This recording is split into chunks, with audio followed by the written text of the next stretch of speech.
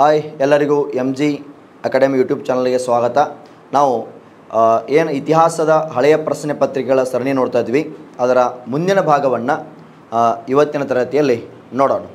ಹಾಗಾದರೆ ಕಳೆದ ಕ್ಲಾಸ್ನಿಂದ ಏನೇನು ಪ್ರಶ್ನೆ ಪತ್ರಿಕೆಗಳನ್ನು ಡಿಟೇಲ್ ಆಗಿ ಓದ್ತಾ ಬಂದಿದೆಯೋ, ಕಡಿಮೆ ಕ್ವಶನ್ಗಳಾದರೂ ಕೂಡ ಹೆಚ್ಚಿನ ವಿಷಯ ತಿಳ್ಕೋ ಪ್ರಯತ್ನವನ್ನು ಮಾಡ್ತಾ ಬಂದಿದ್ದೀವಿ ನಾವು. ಅದೇ ಥರ ಇವತ್ತಿನ ತರಗತಿಯಲ್ಲಿ ಒಂದಿಷ್ಟು ಕ್ವಶನ್ಗಳ ಬಗ್ಗೆ ಅಧ್ಯಯನವನ್ನು ಮಾಡೋಣ. ಹಾಗಾದರೆ ಇವತ್ತಿನ ತರಗತಿಯ ಮೊದಲನೇ ಪ್ರಶ್ನೆ ಹೀಗಿದೆ. ಹಾಗಾದರೆ ಈ ಪ್ರಶ್ನೆ ಏನೈತೆ ಅಂದ್ರೆ ನೋಡ್ರಿ, ಉಪನಿಷತ್ತುಗಳು ಏನು ಹೇಳುತ್ತವೆ ಅಂತ ಐತಿ ಕ್ವಶನ್. ಏನ್ರಿ, ಉಪನಿಷತ್ತುಗಳು ಏನು ಹೇಳುತ್ತವೆ ಅಂತೇಳಿ ಕ್ವಶನ್ ಅದ ರೀ. ಯಾರಿಗೆ ಏನಂತಂದರೆ ವಯಸ್ಸು ಕೇಳ್ತಾ ಇದ್ದೇನೋ ಅವ್ರೇನು ಮಾಡಂದ್ರೆ ತಮ್ಮ ಕೊಡ್ರಿ, ಕ್ಲಿಯರ್ ಆದ್ರೆ ಹೇಳ್ರಿ. ಉಪನಿಷತ್ತುಗಳು ಏನು ಹೇಳುತ್ತವೆ ಅಂತೇಳಿ ಕ್ವಶನ್ ಐತಿ. ಆಪ್ಷನ್ ಎ ಹಿಂದೂ ತತ್ವಶಾಸ್ತ್ರದ ಮೂಲ. ಎರಡನೇದು ಪ್ರಾಚೀನ ಹಿಂದೂ ಕಾನೂನುಗಳ ಪುಸ್ತಕಗಳು ಅಂತೇಳಿ. ಆಪ್ಷನ್ ಸಿ ಮನುಷ್ಯನ ಸಾಮಾಜಿಕ ನಡವಳಿಕೆಯ ಪುಸ್ತಕಗಳು. ಆಪ್ಷನ್ ಡಿ ದೇವರ ಪ್ರಾರ್ಥನೆಗಳು ಅಂತೇಳಿ ಇದು ಕ್ವಶನ್ ಕೇಳಿದ್ದಾರೆ. ಈ ಕ್ವಶನ್ ಯಾವುದು ಅಂದರೆ 2021 RSI ರಿಸರ್ವ್ ಸಬ್ ಇನ್ಸ್ಪೆಕ್ಟರ್ ಪ್ರಶ್ನೆ ಪತ್ರಿಕೆಯಲ್ಲಿ ಕೇಳಿರ್ತಕ್ಕಂಥ ಒಂದು ಪ್ರಶ್ನೆ. ನೋಡು ಆನ್ಸರನ್ನು ಗೆಸ್ ಮಾಡಿರಿ. ಉಪನಿಷತ್ತುಗಳು ಏನು ಹೇಳುತ್ತವೆ ಅಂತೇಳಿ ಕ್ವಶನ್ ಕೇಳಿದ್ದಾರೆ. ಈಗ ಮೊದಲು ನಾವು ಉಪನಿಷತ್ ಅಂದ್ರೆ ಏನು ಅಂತ ನೋಡೋಣ. ಉಪನಿಷತ್ ಎಂದರೆ ದೇವರ ಬಳಿ ಕುಳಿತು ಅಧ್ಯಯನ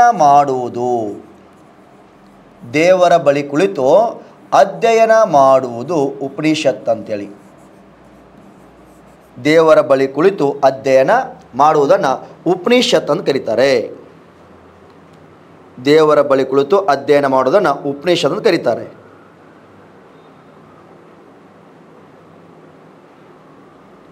ಕರೀತಾರೆ. ಹಾಗಾದರೆ ಈಗ ಎಷ್ಟು ಉಪನಿಷತ್ತುಗಳು ಅಂತೇಳಿ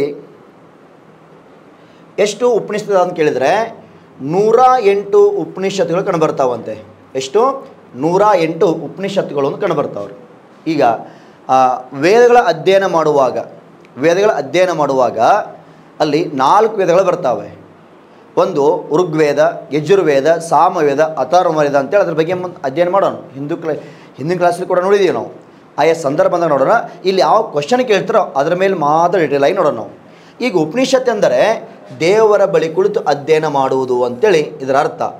ದೇವರ ಬಳಿ ಕುಳಿತು ವೇದಾಧ್ಯಯನ ಮಾಡುವುದು. ಎಷ್ಟು ಉಪನಿಷತ್ತು ಅಂದ್ರೆ 108 ಉಪನಿಷತ್ತುಗಳು ಬರ್ತಾವಂತೆ. ಎಷ್ಟು ಉಪನಿಷತ್ತುಗಳು? 108 ಉಪನಿಷತ್ತುಗಳು ಕಂಡುಬರ್ತಾವಂತೆ.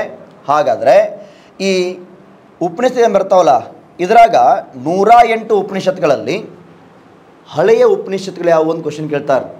ಅಲ್ಲಿಗೆ ನಾವು 4 ವೇದಗಳಲ್ಲಿ ಹಳೆಯ ವೇದಗಳು ಅಂತಂದರೆ ಋಗ್ವೇದ ಅಂತ ಕರಿತೀವಿ ನಾವು. ಹಳೆಯ ವೇದ, ಪ್ರಾಚೀನ ವೇದ, ಮಾನವ ಕುಲದ ಪ್ರಥಮ ಗ್ರಂಥ ಅಂತ ಕರೀತಾರೆ ಅದಕ್ಕೆ. ಹಂಗೆ ಹಳೆಯ ಉಪನಿಷತ್ತು ಹೇಳಿ ಬರ್ತಾವ್ರು. ಒಂದು ಚಾಂಬೋಗ್ಯ, ಇನ್ನೊಂದು ಬೃಹದಾರಣ್ಯಕ ಅಂತೇಳಿ. 2 ಹಳೆಯ ಉಪನಿಷತ್ತುಗಳು. ಒಂದು ಚಾಂಬೋಗ್ಯ ಅಂತೇಳಿ, ಇನ್ನೊಂದು ಬೃಹದಾರಣ್ಯಕ ಅಂತ ಬರ್ತದ್ರಿ.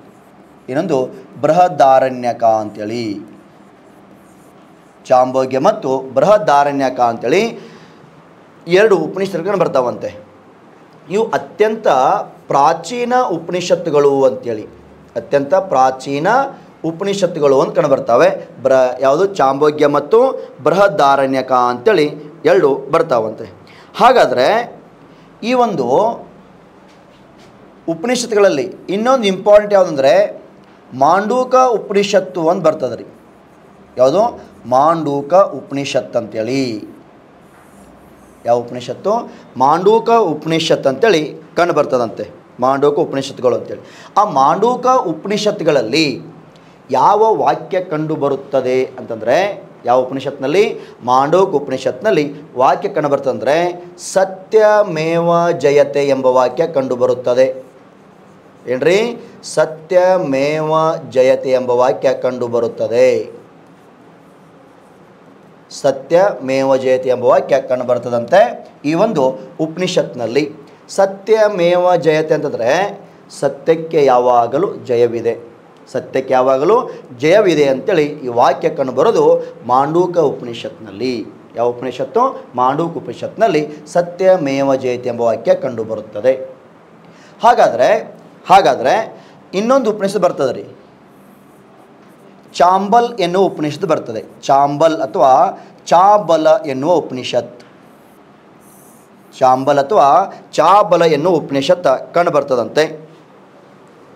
ಹಾಗಾದರೆ ಈ ಚಾಂಬಲ್ ಉಪನಿಷತ್ನಲ್ಲಿ ಏನು ಕಂಡು ಬರ್ತದಂದರೆ ವರ್ಣಾಶ್ರಮದ ಬಗ್ಗೆ ವಿವರಣೆ ಇದೆ. ಯಾವ ಆಶ್ರಮ? ವರ್ಣಾಶ್ರಮದ ಬಗ್ಗೆ ವಿವರಣೆ ಇದೆ. ಚಾಂಬಲ್ ಉಪನಿಷತ್ನಲ್ಲಿ ವರ್ಣಾಶ್ರಮದ ಬಗ್ಗೆ ವಿವರಣೆ ಇದೆ. ಯಾವ ಆಶ್ರಮ? ವರ್ಣಾಶ್ರಮ ಬಗ್ಗೆ ವಿವರಣೆ ಇದೆ. ವರ್ಣಾಶ್ರಮ ಅಂದ್ರೆ 4 ಆಶ್ರಮ ಬರ್ತಾವಂತೆ. ಒಂದು ಬ್ರಹ್ಮಚರ್ಯ ಆಶ್ರಮ, ಇನ್ನೊಂದು ಗೃಹಸ್ಥಾಶ್ರಮ, ಇನ್ನೊಂದು ವಾನಪ್ರಸ್ಥ ಆಶ್ರಮ, ಇನ್ನೊಂದು ಸನ್ಯಾಸ ಆಶ್ರಮ ಅಂತೇಳಿ 4 ವರ್ಣಾಶ್ರಮಗಳನ್ನು ಕಂಡು ಬರ್ತಾವಂತೆ. ಯಾವ್ಯಾವ್ರಿ? ಒಂದು ಬ್ರಹ್ಮಚರ್ಯ ಆಶ್ರಮ ಅಂತ ಬರ್ತದ, ಬ್ರಹ್ಮಚರ್ಯ ಆಶ್ರಮ ಅಂತ ಬರ್ತದೆ. ಇನ್ನೊಂದು ಗೃಹಸ್ಥ ಆಶ್ರಮ ಅಂತೇಳಿ, ಇನ್ನೊಂದು ವಾನಪ್ರಸ್ಥ ಆಶ್ರಮ ಅಂತೇಳಿ, ಇನ್ನೊಂದು ಸನ್ಯಾಸ ಆಶ್ರಮ ಅಂತೇಳಿ, ಸನ್ಯಾಸ ಆಶ್ರಮ ಅಂತೇಳಿ. ಬ್ರಹ್ಮಚರ್ಯ ಹಿಂಗೆ ಗೊತ್ತಿರ, ಕಾಲಕ್ರಮ ಗೊತ್ತಿರಬೇಕು. ಬ್ರಹ್ಮಚರ್ಯ, ಗೃಹಸ್ಥ, ವಾನಪ್ರಸ್ಥ, ಸನ್ಯಾಸ ಅಂತೇಳಿ. ಈಗ ಬ್ರಹ್ಮಚರ್ಯ ಅಂದರೆ ಬಾಲ್ಯದ ಜೀವನ. ಬ್ರಹ್ಮಚರ್ಯ ಅಂದ್ರೇನು? ಬಾಲ್ಯದ ಜೀವನ. ಗೃಹಸ್ಥ ಅಂದರೆ ಸಂಸಾರಿಕ ಜೀವನ. ಗೃಹಸ್ಥ ಅಂತಂದರೆ ಸಂಸಾರಿಕ ಜೀವನ. ವಾನಪ್ರಸ್ಥ ಅಂದರೆ ಅರಣ್ಯವಾಸ, ಅರಣ್ಯವಾಸ. ಇನ್ನು ಸನ್ಯಾಸ ಅಂತಂದರೆ ಸನ್ಯಾಸಿ ಜೀವನ, ಸನ್ಯಾಸಿ ಜೀವನ ಅಂತೇಳಿ. ಹಿಂಗೆ 4 ವರ್ಣಾಶ್ರಮ ಬಗ್ಗೆ ವಿವರಣೆ ಇದೆ. ಬ್ರಹ್ಮಚರ್ಯ ಬಾಲ್ಯ ಜೀವನ ಅಂದರೆ ಮದುವೆಗಿಂತ ಮುಂಚೆ ಏನಿರ್ತದೋ ಅದು ಬ್ರಹ್ಮಚರ್ಯ ಅಂತೇಳಿ.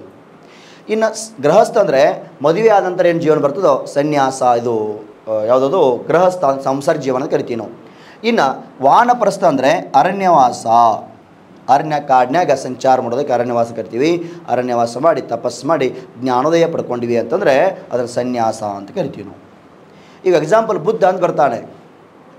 ಬುದ್ಧನ ಬಾಲ್ಯದ ಜೀವನ ಬ್ರಹ್ಮಚರ್ಯ, ಮದುವೆ ಆದ ನಂತರ ಬರ್ತದಲ್ಲ ಅದು ಸಂಸಾರಿಕ ಗೃಹಸ್ಥ ಅಂತೇಳಿ. ಇನ್ನೆಷ್ಟ ಆತನು ಮನೆ ಬಿಟ್ಟು ಹೋಗ್ತಾನೆ 30ನೇ ವಯಸ್ಸಿನಾಗ, ಅದು ವಾನಪ್ರಸ್ಥ. ಆತನು ತಪಸ್ಸು ಮಾಡಿ ಜ್ಞಾನೋದಯ ಪಡಿತಾನೋ ಅದು ಸನ್ಯಾಸ ಅಂತೇಳಿ. 4 ಹಿಂಗೆ ವರ್ಣಾಶ್ರಮ ಬಗ್ಗೆ ವಿವರಿಸುವ ಒಂದು ಉಪನಿಷತ್ ಚಾಂಬಲ್ ಅಂತೇಳಿ. ಯಾವುದು? ಚಾಂಬಲ್ ಅನ್ನೋ ಉಪನಿಷತ್ ಹೇಳ್ತದಂತೆ. ಇನ್ನು ಈ ಒಂದು ಉಪನಿಷತ್ತುಗಳಲ್ಲಿ 4 ಪುರುಷಾರ್ಥಗಳು ಅಂತ ಕಂಡು ಬರ್ತಾವೆ. ಉಪನಿಷತ್ನಲ್ಲಿ 4 ಪುರುಷಾರ್ಥಗಳು ಅಂತೇಳಿ. ನೋಡು, ಯಾರು ಕಮೆಂಟ್ ಹಾಕಿದ್ರೆ ಆನ್ಸರ್ ಮಾಡೋದಕ್ಕೆ 4 ಪುರುಷಾರ್ಥಗಳು ಅಂತೇಳಿ.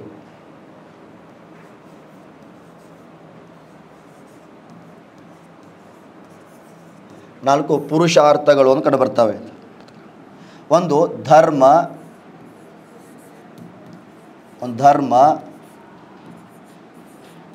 ಅರ್ಥ, ಇನ್ನೊಂದು ಕಾಮ, ಇನ್ನೊಂದು ಮೋಕ್ಷ. ಇವು ಕೂಡ ಗೊತ್ತಿರಬೇಕು. ಪುರುಷಾರ್ಥಗಳಂದರೆ ಧರ್ಮ, ಅರ್ಥ, ಕಾಮ, ಮೋಕ್ಷ ಅಂತೇಳಿ ಹಿಂಗೆ 4 ಪುರುಷಾರ್ಥ ಕಂಡು ಬರ್ತಾವಂತೆ. ಒಟ್ಟು ಟೋಟಲ್ ಆಗಿ ಅಂದರೆ ಉಪನಿಷತ್ತು ಅಂದರೆ ಬೇರೆ ಬೇರೆ ಉಪನಿಷತ್ತುಗಳಿಗೆ ಬೇರೆ ಬೇರೆ ಉಲ್ಲೇಖ ಐತಿ. ಆದರೆ ಟೋಟಲ್ ಆಗಿ ಉಪನಿಷತ್ತುಗಳು ಯಾವುದ್ರ ಬಗ್ಗೆ ಹೇಳ್ತಾವಂದರೆ ಹಿಂದೂಗಳ ತತ್ವಶಾಸ್ತ್ರದ ಬಗ್ಗೆ ತಿಳಿಸುತ್ತವೆ. ಹಿಂದೂಗಳ ತತ್ವಶಾಸ್ತ್ರದ ಬಗ್ಗೆ ತಿಳಿಸುತ್ತವೆ. ತತ್ವಶಾಸ್ತ್ರಗಳ ಮೂಲದ ಬಗ್ಗೆ ತಿಳಿಸ್ತಾವಂತಂದರೆ ಯಾವಂದ್ರೆ ಉಪನಿಷತ್ತುಗಳು ಅಂತೇಳಿ. ಯಾವ ಉಪನಿಷತ್ತುಗಳು ಅಂತೇಳಿ. ಹಾಗಾದರೆ ಇಷ್ಟ ಅಂಶ ನಿಮ್ಗೆ ಗೊತ್ತಿರಲಿ. ನಮ್ಮ ಕ್ವಶನ್ ಏನೈತೆ ಅಂದರೆ ಉಪನಿಷತ್ತುಗಳು ಏನು ತಿಳಿಸುತ್ತವೆ ಅಂದರೆ ಆಪ್ಷನ್ ಎ ಸರಿಯಾಗಿದೆ. ಏನು? ಹಿಂದೂ ತತ್ವಶಾಸ್ತ್ರದ ಮೂಲದ ಬಗ್ಗೆ ತಿಳಿಸುವುದು ಯಾವುದಂದರೆ ಈ ಒಂದು ಉಪನಿಷತ್ತುಗಳು ಅಂತ ಬರ್ತವೆ. ಏನು? ಉಪನಿಷತ್ತುಗಳು ಅಂತೇಳಿ ಕಂಡು ಬರ್ತಾವಂತೆ.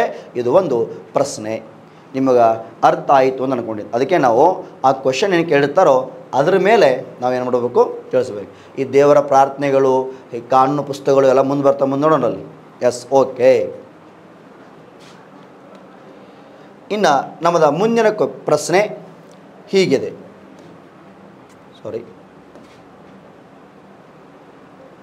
ಮುಂದಿನ ಪ್ರಶ್ನೆ ಯಾವ ಥರದ ನೋಡ್ರಿ.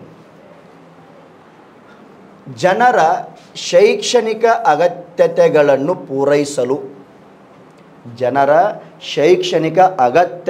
ಪೂರೈಸಲು ಮದರಸಾ ಒಂಡ್ ನಾಸಿರಿ ಯಾವ ಪ್ರದೇಶದಲ್ಲಿ ನಿರ್ಮಿಸಲಾಗಿದೆ ಅಂತ ಕೇಳಿದ್ದಾರೆ. ಇಲ್ಲಿ ಕ್ವಶನ್ ಹೆಂಗೆ ಕೇಳಬೇಕಂದ್ರೆ, ನಾಸಿರಿ ಈ ಒಂದು ಕಟ್ಟಡವನ್ನು ಯಾರು ನಿರ್ಮಿಸಿದ್ದಾರೆ ಅಂತ ಕೇಳಬೇಕು. ಯಾರು ಯಾವ ಪ್ರದೇಶ ಅನ್ನೋದಕ್ಕಿಂತ ಇಲ್ಲಿ ಆಪ್ಷನ್ ಕೊಟ್ಟರೆ ಯಾರು ನಿರ್ಮಿಸಿದ್ದಾರೆ ಅಂತ ಕೇಳಬೇಕು. ಆಪ್ಷನ್ ಯಾರು ಅಂತ ಆಗಬೇಕಿದೆ. ಯಾರು ನಿರ್ಮಿಸಿದ್ದಾರೆ ತೆಗೆದುಬಿಟ್ಟಿದ್ದಾನೆ. Option A Qutubuddin Aibak. Option B Iltutmish. Option C Ruknuddin Firoz Shah. Option D Jalaluddin Khilji. ಈ 4 ಆಪ್ಷನ್ ಕೊಟ್ಟಿದ್ದಾರೆ. ಈಗ ನೋಡ್ರಿ, ಈ ಕುತುಬುದ್ದೀನ್ ಐಬಕ್ ಅನ್ನಲ್ಲ, ಯಾರು ಕುತುಬುದ್ದೀನ್ ಐಬಕ್, ಈತನು ದೆಹಲಿ ಸುಲ್ತಾನ ಸಾಮ್ರಾಜ್ಯದ ಸ್ಥಾಪಕ. ಈತನಲ್ಲಿ ಒಂದು 3 ಕಟ್ಟಡ ಕಟ್ಟಿಸ್ತಾರಂತೆ. ಯಾರು? ಕುತುಬುದ್ದೀನ್ ಐಬಕ್. ಏನು ಕಟ್ಟಡ ಕಟ್ಟಿಸ್ತಾನಂದ್ರೆ, ಒಂದು ಈಗ ಈ ದೆಹಲಿ ಸುಲ್ತಾನ್ ಸಾಮ್ರಾಜ್ಯ ಸ್ಥಾಪನೆ ಮಾಡಬೇಕಾದ್ರೆ ಆತನು ಅಲ್ಲಿ ಒಂದು ಕದನ ಗೆದ್ದಿರ್ತಾರೆ. 1192ರಲ್ಲಿ 2ನೇ ತರೈನ್ ಕದನ ಅಂತ ಗೆದ್ದಿರ್ತಾರೆ. ಯಾವ ಕದನ? 2ನೇ ತರೈನ್ ಕದನ ಅಂತೇಳಿ. ಆ ಕದನ ಗೆದ್ದ ನಂತರವೇ ಅವ್ರಿಗೇನಾಗಿತ್ತು ಅಂದರೆ ಈ ಒಂದು ಸಾಮ್ರಾಜ್ಯ ಸ್ಥಾಪನೆ ಮಾಡೋದಕ್ಕೆ ಕಾರಣ ಆಗಿತ್ತು. ಯಾವ ಕದನ? 2ನೇ ತರೈನ್ ಕದನ ಗೆದ್ದು ಆ ಸಾಮ್ರಾಜ್ಯ ಸ್ಥಾಪನೆ ಮಾಡಿರ್ತಾರೆ. ಹಾಗಾದರೆ ಈ ಕುತುಬುದ್ದೀನ್ ಐಬಕ್ ಏನು ಮಾಡ್ತಾರೆ ಅಂದರೆ, ಆ 2ನೇ ತರೈನ್ ಕದನ ನೆನಪಿಗಾಗಿ ಭಾರತದ ದೆಹಲಿಯಲ್ಲಿ ಮೊಟ್ಟ ಮೊದಲ ಬಾರಿಗೆ ಒಂದು ಮಸೀದಿ ನಿರ್ಮಾಣ ಮಾಡಿದ. ಎಲ್ಲಿ? ದೆಹಲಿಯಾಗ ಒಂದು ಮಸೀದಿ ನಿರ್ಮಾಣ ಮಾಡ್ತಾನೆ. ಆ ಮಸೀದಿ ಯಾವುದಂದರೆ ಕುವೈತ್ ಉಲ್ ಇಸ್ಲಾಂ ಅಂತೇಳಿ. ಕುವೈತ್ ಉಲ್ ಇಸ್ಲಾಂ ಎಂಬ ಒಂದು ಮಸೀದಿ ನಿರ್ಮಾಣ ಮಾಡಿದ. ಕುವೈತ್ ಉಲ್ ಇಸ್ಲಾಂ ಎಂಬ ಮಸೀದಿ ನಿರ್ಮಾಣ ಮಾಡ್ತಾನೆ. ಯಾರು? ಕುತುಬುದ್ದೀನ್ ಐಬಕ್ ಅಂತೇಳಿ ಐಬಕ್ ನಿರ್ಮಾಣ ಮಾಡಿದ. ಉದ್ದೇಶ ಏನಂತಂದರೆ 2ನೇ ತರೈನ್ ಕದನ ನೆನಪಿಗಾಗಿ. ವಿಶೇಷತೆ ಏನಂದರೆ, ಈ ಒಂದು ಕಟ್ಟಡ ಅಥವಾ ಮಸೀದಿ ಏನಾಯಿತೋ, ಇಲ್ಲಿವರೆಗೆ ಭಾರತದಲ್ಲಿ ಯಾವುದೇ ಮಸೀದಿಗಳು ಇರಲಿಲ್ಲ. ಭಾರತದಲ್ಲಿ ಸ್ಥಾಪನೆಯಾದ ಮೊಟ್ಟ ಮೊದಲ ಮಸೀದಿ ಯಾವುದಂದರೆ ಕುವೈತ್ ಉಲ್ ಇಸ್ಲಾಂ ಅಂತೇಳಿ ನೆನಪಿರಲಿ. ಇಂಡೋ ಸಾರ್ಸಿನ್ ಶೈಲಿಯನ್ನು ಬಳಕೆ ಮಾಡಿರ್ತಾರೆ. ಇದು ಒಂದು. ಇನ್ನೊಂದು, ಈತನ ಆಸ್ಥಾನದಲ್ಲಿ ಒಬ್ಬ ಸೂಫಿ ಸಂತ ಇರ್ತಾನೆ. ಸೂಫಿ ಸಂತರು ಅಂದರೆ ಸಿಂಪಲ್ ಗೊತ್ತಿರಲಿ, ಸಾದಾ ಉಣ್ಣೆ ಬಟ್ಟೆ ಧರಿಸುವ ಪರ್ಷಿಯಾದಿಂದ ಬಂದಿರುವ ಇಸ್ಲಾಂ ಧರ್ಮದ ಪ್ರಚಾರಕರನ್ನು ಸೂಫಿ ಸಂತರು ಅಂತ ಕರೀತಾರೆ. ಏನ್ರಿ? ಸಾದಾ ಉಣ್ಣೆ ಬಟ್ಟೆ ಧರಿಸುವ ಪರ್ಷಿಯಾದಿಂದ ಭಾರತಕ್ಕೆ ಬಂದಿರುವ ಇಸ್ಲಾಂ ಧರ್ಮ ಪ್ರಚಾರಕರನ್ನು ಸೂಫಿ ಸಂತರು ಕರೀತಾರೆ. ಅಂಥ ಒಬ್ಬ ಸೂಫಿ ಸಂತ ಇವನ ಆಸ್ಥಾನದಲ್ಲಿ ಇದ್ದ. ಯಾರ ಆಸ್ಥಾನದಲ್ಲಿ? ಇವನ ಆಸ್ಥಾನದಲ್ಲಿ ಇರ್ತಾನಂತೆ. ಅವನು ಯಾರಂದರೆ ಖ್ವಾಜಾ ಕುತುಬುದ್ದೀನ್ ಬಕ್ತಿಯಾರ್ ಕಾಕಿ. ಯಾರೋ ಖ್ವಾಜಾ ಕುತುಬುದ್ದೀನ್ ಬಕ್ತಿಯಾರ್ ಕಾಕಿ ಸೂಫಿ ಸಂತ ಇರ್ತಾನೋ, ಆ ಸೂಫಿ ಸಂತ ನೆನಪಿಗಾಗಿ ಒಂದು ಕಟ್ಟಡ ನಿರ್ಮಾಣಕಾರ ಆರಂಭಿಸಿದ ಕುತುಬ್ ಮಿನಾರ್ ಅಂತೇಳಿ. ಯಾವುದು? ಕುತುಬ್ ಮಿನಾರ್ ಕಟ್ಟಡವನ್ನು ಆರಂಭಿಸಿದ. ಎಲ್ಲಿ? ದೆಹಲಿಯಲ್ಲಿ. ಇದು 4 ಅಂತಸ್ತಿನ ಕಟ್ಟಡ. ಎಷ್ಟು ಅಂತಸ್ತು? 4 ಅಂತಸ್ತಿನ ಕಟ್ಟಡ. 72.5 ಮೀಟರ್ ಎತ್ತರವಿದೆ. 72.5 ಮೀಟರ್ ಎತ್ತರವಿರುವ ಕಟ್ಟಡ ಯಾವುದಂದರೆ ಕುತುಬ್ ಮಿನಾರ್ ಅಂತೇಳಿ. ಯಾವುದು? ಕುತುಬ್ ಮಿನಾರ್ ಕಟ್ಟಡ. ಹಾಗಾದರೆ ಈ ಕಟ್ಟಡವನ್ನು ಪೂರ್ಣಗೊಳಿಸಿದವರು ಯಾರಂದರೆ ಇಲ್ತಮಿಷ್ ಅಂತೇಳಿ. ಕುತುಬ್ ಮಿನಾರ್ ಕಟ್ಟಡ ಆರಂಭಿಸಿದವರು ಯಾರು ಅಂದರೆ ಕುತುಬುದ್ದೀನ್ ಐಬಕ್, ಮುಕ್ತಗೊಳಿಸಿದವರು ಇಲ್ತಮಿಷ್ ಅಂತೇಳಿ. ಇನ್ನೊಂದು, ಅಜ್ಮೀರದಲ್ಲಿ ಒಂದು ಕಟ್ಟಡ ಕಟ್ಟಿಸ್ತಾನೆ. ಅಜ್ಮೀರದಲ್ಲಿ ಅದೈ ದಿನ್ಕಾ ಚೋಪ್ರಾ ಅಂತೇಳಿ ಒಂದು ಕಟ್ಟಡ ಕಟ್ಟಿಸಿದ. ಈ 3 ಕಟ್ಟಡ ಕಟ್ಟಿಸಿದವರು ಕುತುಬುದ್ದೀನ್ ಐಬಕ್. ಇನ್ನು ಅದಲ್ಲದೆ ಈ ಕುತುಬುದ್ದೀನ್ ಐಬಕ್ಕನಿಗೆ ಒಂದು ಬಿರುದಿತ್ತು, ಲಾಕ್ ಬಕ್ಷ್ ಅಂತೇಳಿ.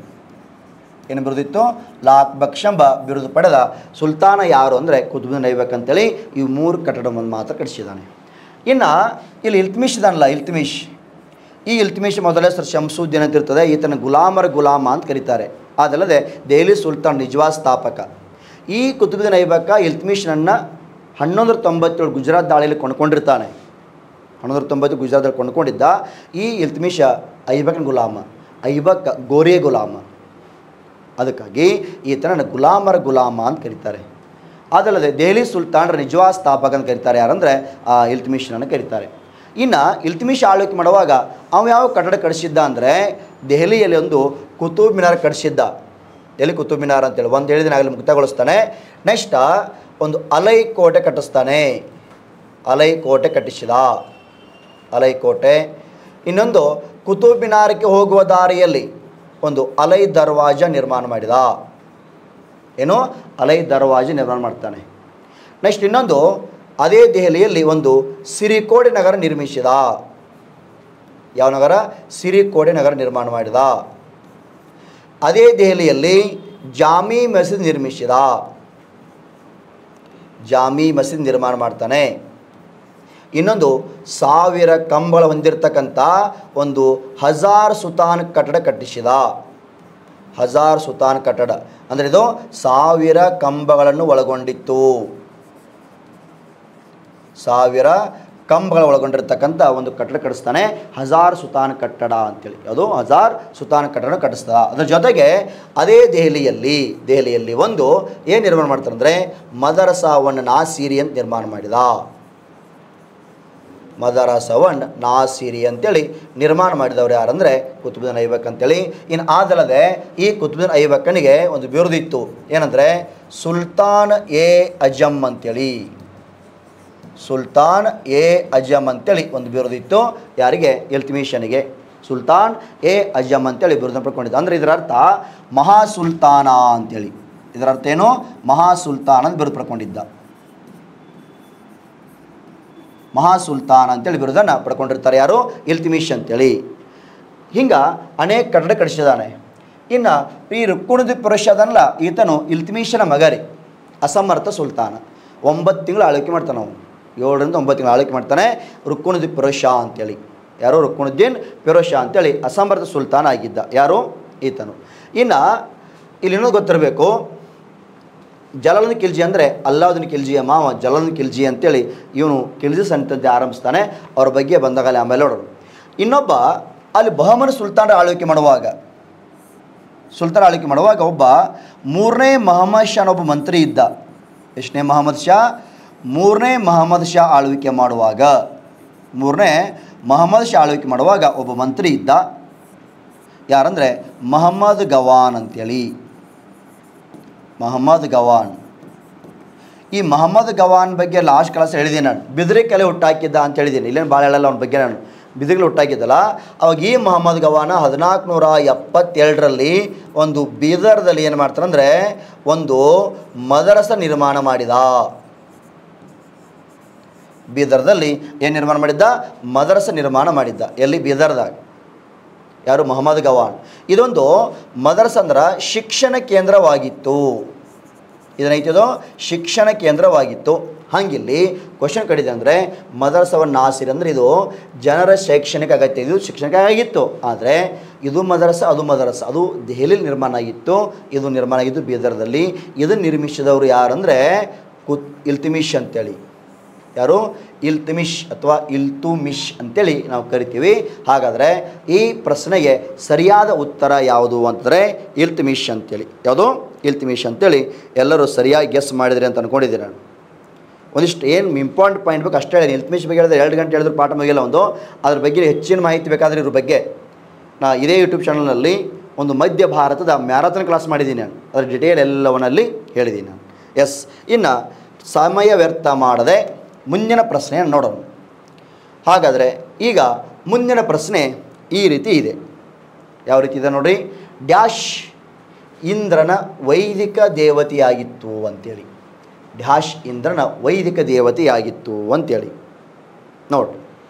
ಆಪ್ಷನ್ ಎ ಗಾಳಿ, ಆಪ್ಷನ್ ಬಿ ಶಾಶ್ವತತೆ, ಆಪ್ಷನ್ ಸಿ ಮಳೆ ಮತ್ತು ಗುಡುಗು, ಆಪ್ಷನ್ ಸಿ ಬೆಂಕಿ ಅಂತೇಳಿ ನೋಡಿ. ಡ್ಯಾಶ್ ಇಂದ್ರನ ವೈದಿಕ ದೇವತೆಯಾಗಿತ್ತು ಅಂತೇಳಿ. ಗಾಳಿ, ಶಾಶ್ವತೆ, ಶಾಶ್ವತತೆ, ಮಳೆ ಮತ್ತು ಗುಡುಗು, ಬೆಂಕಿ ಅಂತೇಳಿ ನೋಡು. ಆನ್ಸರ್ ಕಮೆಂಟ್ ಮಾಡಿರಿ, ಆನ್ಸರ್ ನೋಡೋಣ ಸರಿಯಾಗಿ.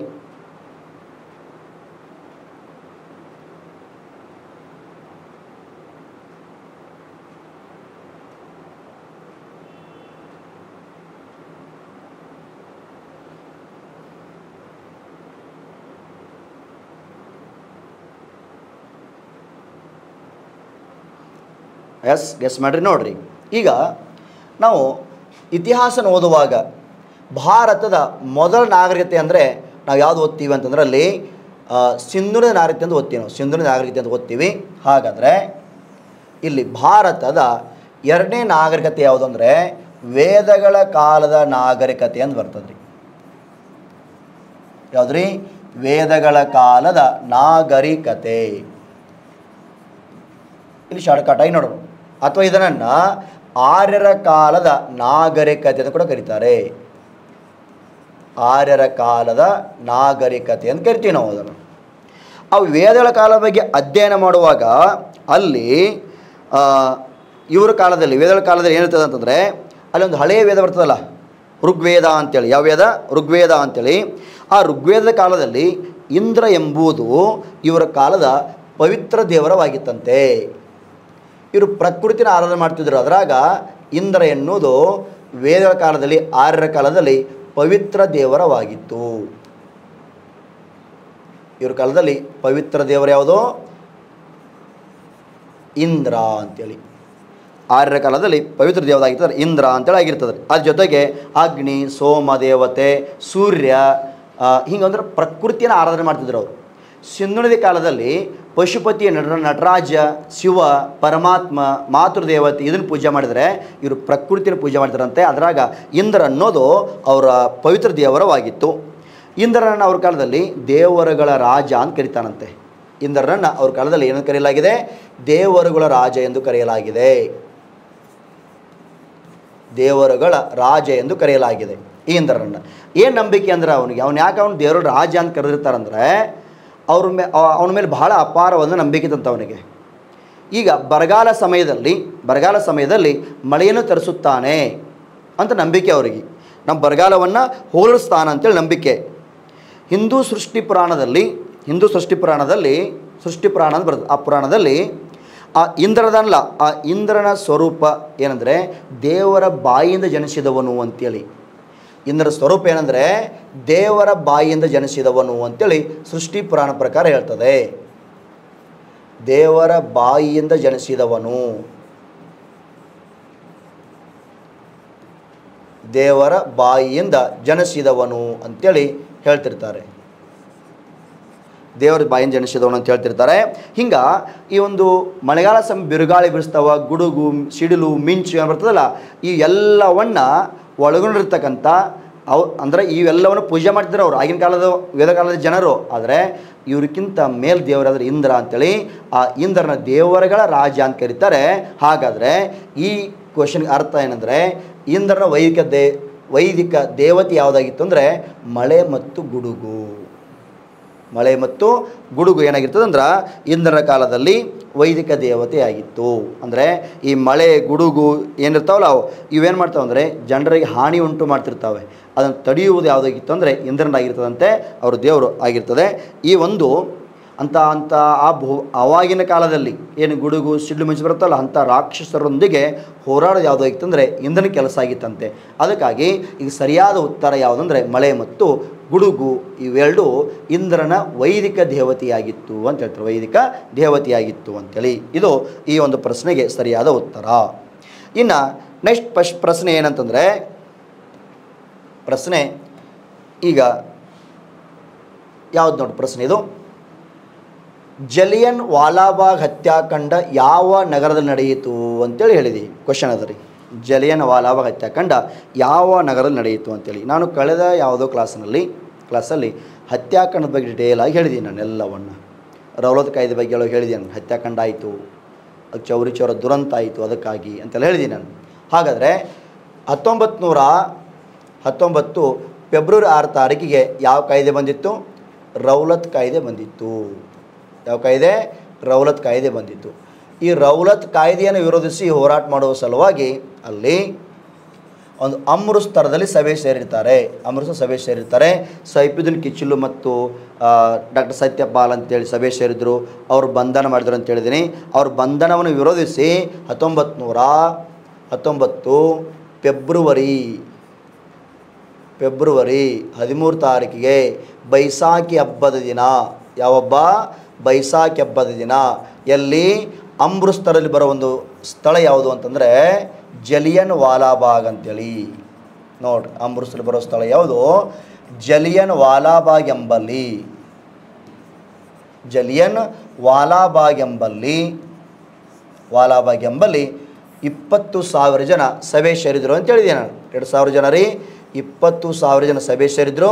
ಆ ಸಭೆಯನ್ನು ಉದ್ದೇಶ ಭಾಷಣ ಮಾಡವ ಯಾರ? ಲಾಲಾ ಹಂಸರಾಜ್ ಅಂತೇಳಿ. ಲಾಲಾ ಹಂಸರಾಜ್ ಅಂತ ಭಾಷಣ ಮಾಡ್ತಿದ್ದ. ಅವಾಗಲ್ಲಿ ಬಂದಿರತಕ್ಕಂಥ ಜನರಲ್ ಡಯರ್ ಅನ್ನೋ ವ್ಯಕ್ತಿ ಏನು ಮಾಡ್ತಾನಂದರೆ ಅವ್ರ ಮೇಲೆ ಗುಂಡು ಹಾರಿಸ್ತಾನಂತೆ. ಗುಂಡು ಹಾರಿಸಿ 379 ಜನ ನಿಧನ ಹೊಂತಾರಂತೆ, 1,700 ಜನ ಗಾಯಗೊಳ್ತಾರಂತೆ. ಇಂಥ ಹತ್ಯಾಕಾಂಡ ನಾವು ಜಲಿಯನ್ ವಾಲಾ ಹತ್ಯಾಕಾಂಡ ಕರಿತೀವಿ.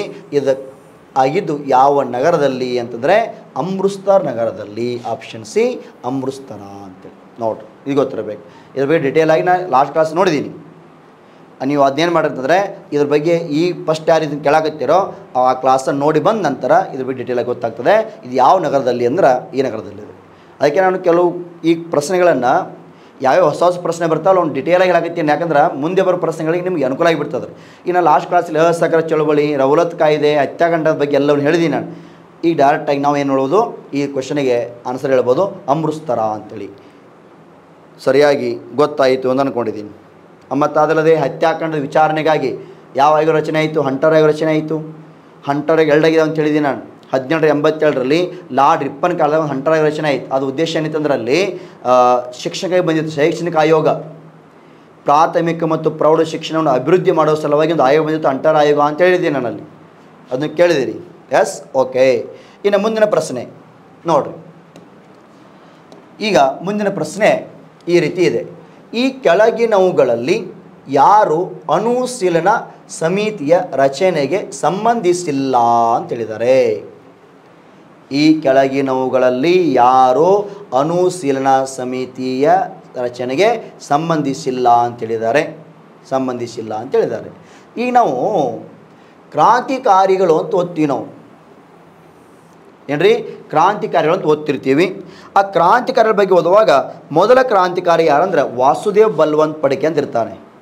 ಅವ್ರ ಬಗ್ಗೆ ಮುಂದೆ ಕ್ವಶನ್ ಬರ್ತಾ, ಅವ್ರ ಬಗ್ಗೆ ನೋಡೋಣ. ವಾಸುದೇವ್ ಬಲ್ವಂತ್ ಫಡ್ಕೆ ಅಂತೇಳಿ ಒಬ್ಬ ಕ್ರಾಂತಿಕಾರಿ ಇರ್ತಾನೆ. ಅವ್ನು ಮೊದಲ ಕ್ರಾಂತಿಕಾರಿ. ಹಂಗೆ ಈ ಕ್ರಾಂತಿಕಾರಿ ಯುಗ ಆರಂಭ ಆಗಿದ್ದು ಎಲ್ಲಿ ಅಂತಂದರೆ ಮಹಾರಾಷ್ಟ್ರದಲ್ಲಿ ಆರಂಭ ಆಗಿದೆ. ಎಲ್ಲಿ? ಮಹಾರಾಷ್ಟ್ರದಲ್ಲಿ ಕ್ರಾಂತಿಕಾರಿ ಯುಗ ಆರಂಭ ಆಗಿದೆ. ಮಂದಗಾಮಿ ಯುಗ, ತೀವ್ರಗಾಮಿ ಯುಗ, ಕ್ರಾಂತಿಕಾರಿ ಯುಗ ಆರಂಭ ಆಗಿದೆ ಮಹಾರಾಷ್ಟ್ರದಲ್ಲಿ. ಎಲ್ಲಿ? ಮಹಾರಾಷ್ಟ್ರದಲ್ಲಿ. ಹಾಗಾದರೆ ಇಲ್ಲೇನು ಕೇಳಿದಾರೆ ಅಂದರೆ ಅನುಶೀಲನಾ ಸಮಿತಿಗೆ ಯಾರು ಸಂಬಂಧಿಸಿಲ್ಲ ಅಂತ ಕೇಳಿದ್ದಾರೆ. ಈಗ ನೋಡ್ರಿ, ಈಗ ಆ ಕ್ರಾಂತಿಗಳ ಬಗ್ಗೆ ನೋಡುವಾಗ ಅಲ್ಲೊಬ್ಬ ಕ್ರಾಂತಿಕಾರಿ ಬರ್ತಾನೆ. ಬಂಗಾಳ ಭೂಭಾಗದಲ್ಲಿ ಒಬ್ಬ ಕ್ರಾಂತಿಕಾರಿ ಇದ್ದ, ಬರೀಂದ್ರ ಕುಮಾರ್ ಘೋಷ್ ಅಂತೇಳಿ. ಯಾರಿದ್ರು? ಬರೀಂದ್ರ ಕುಮಾರ್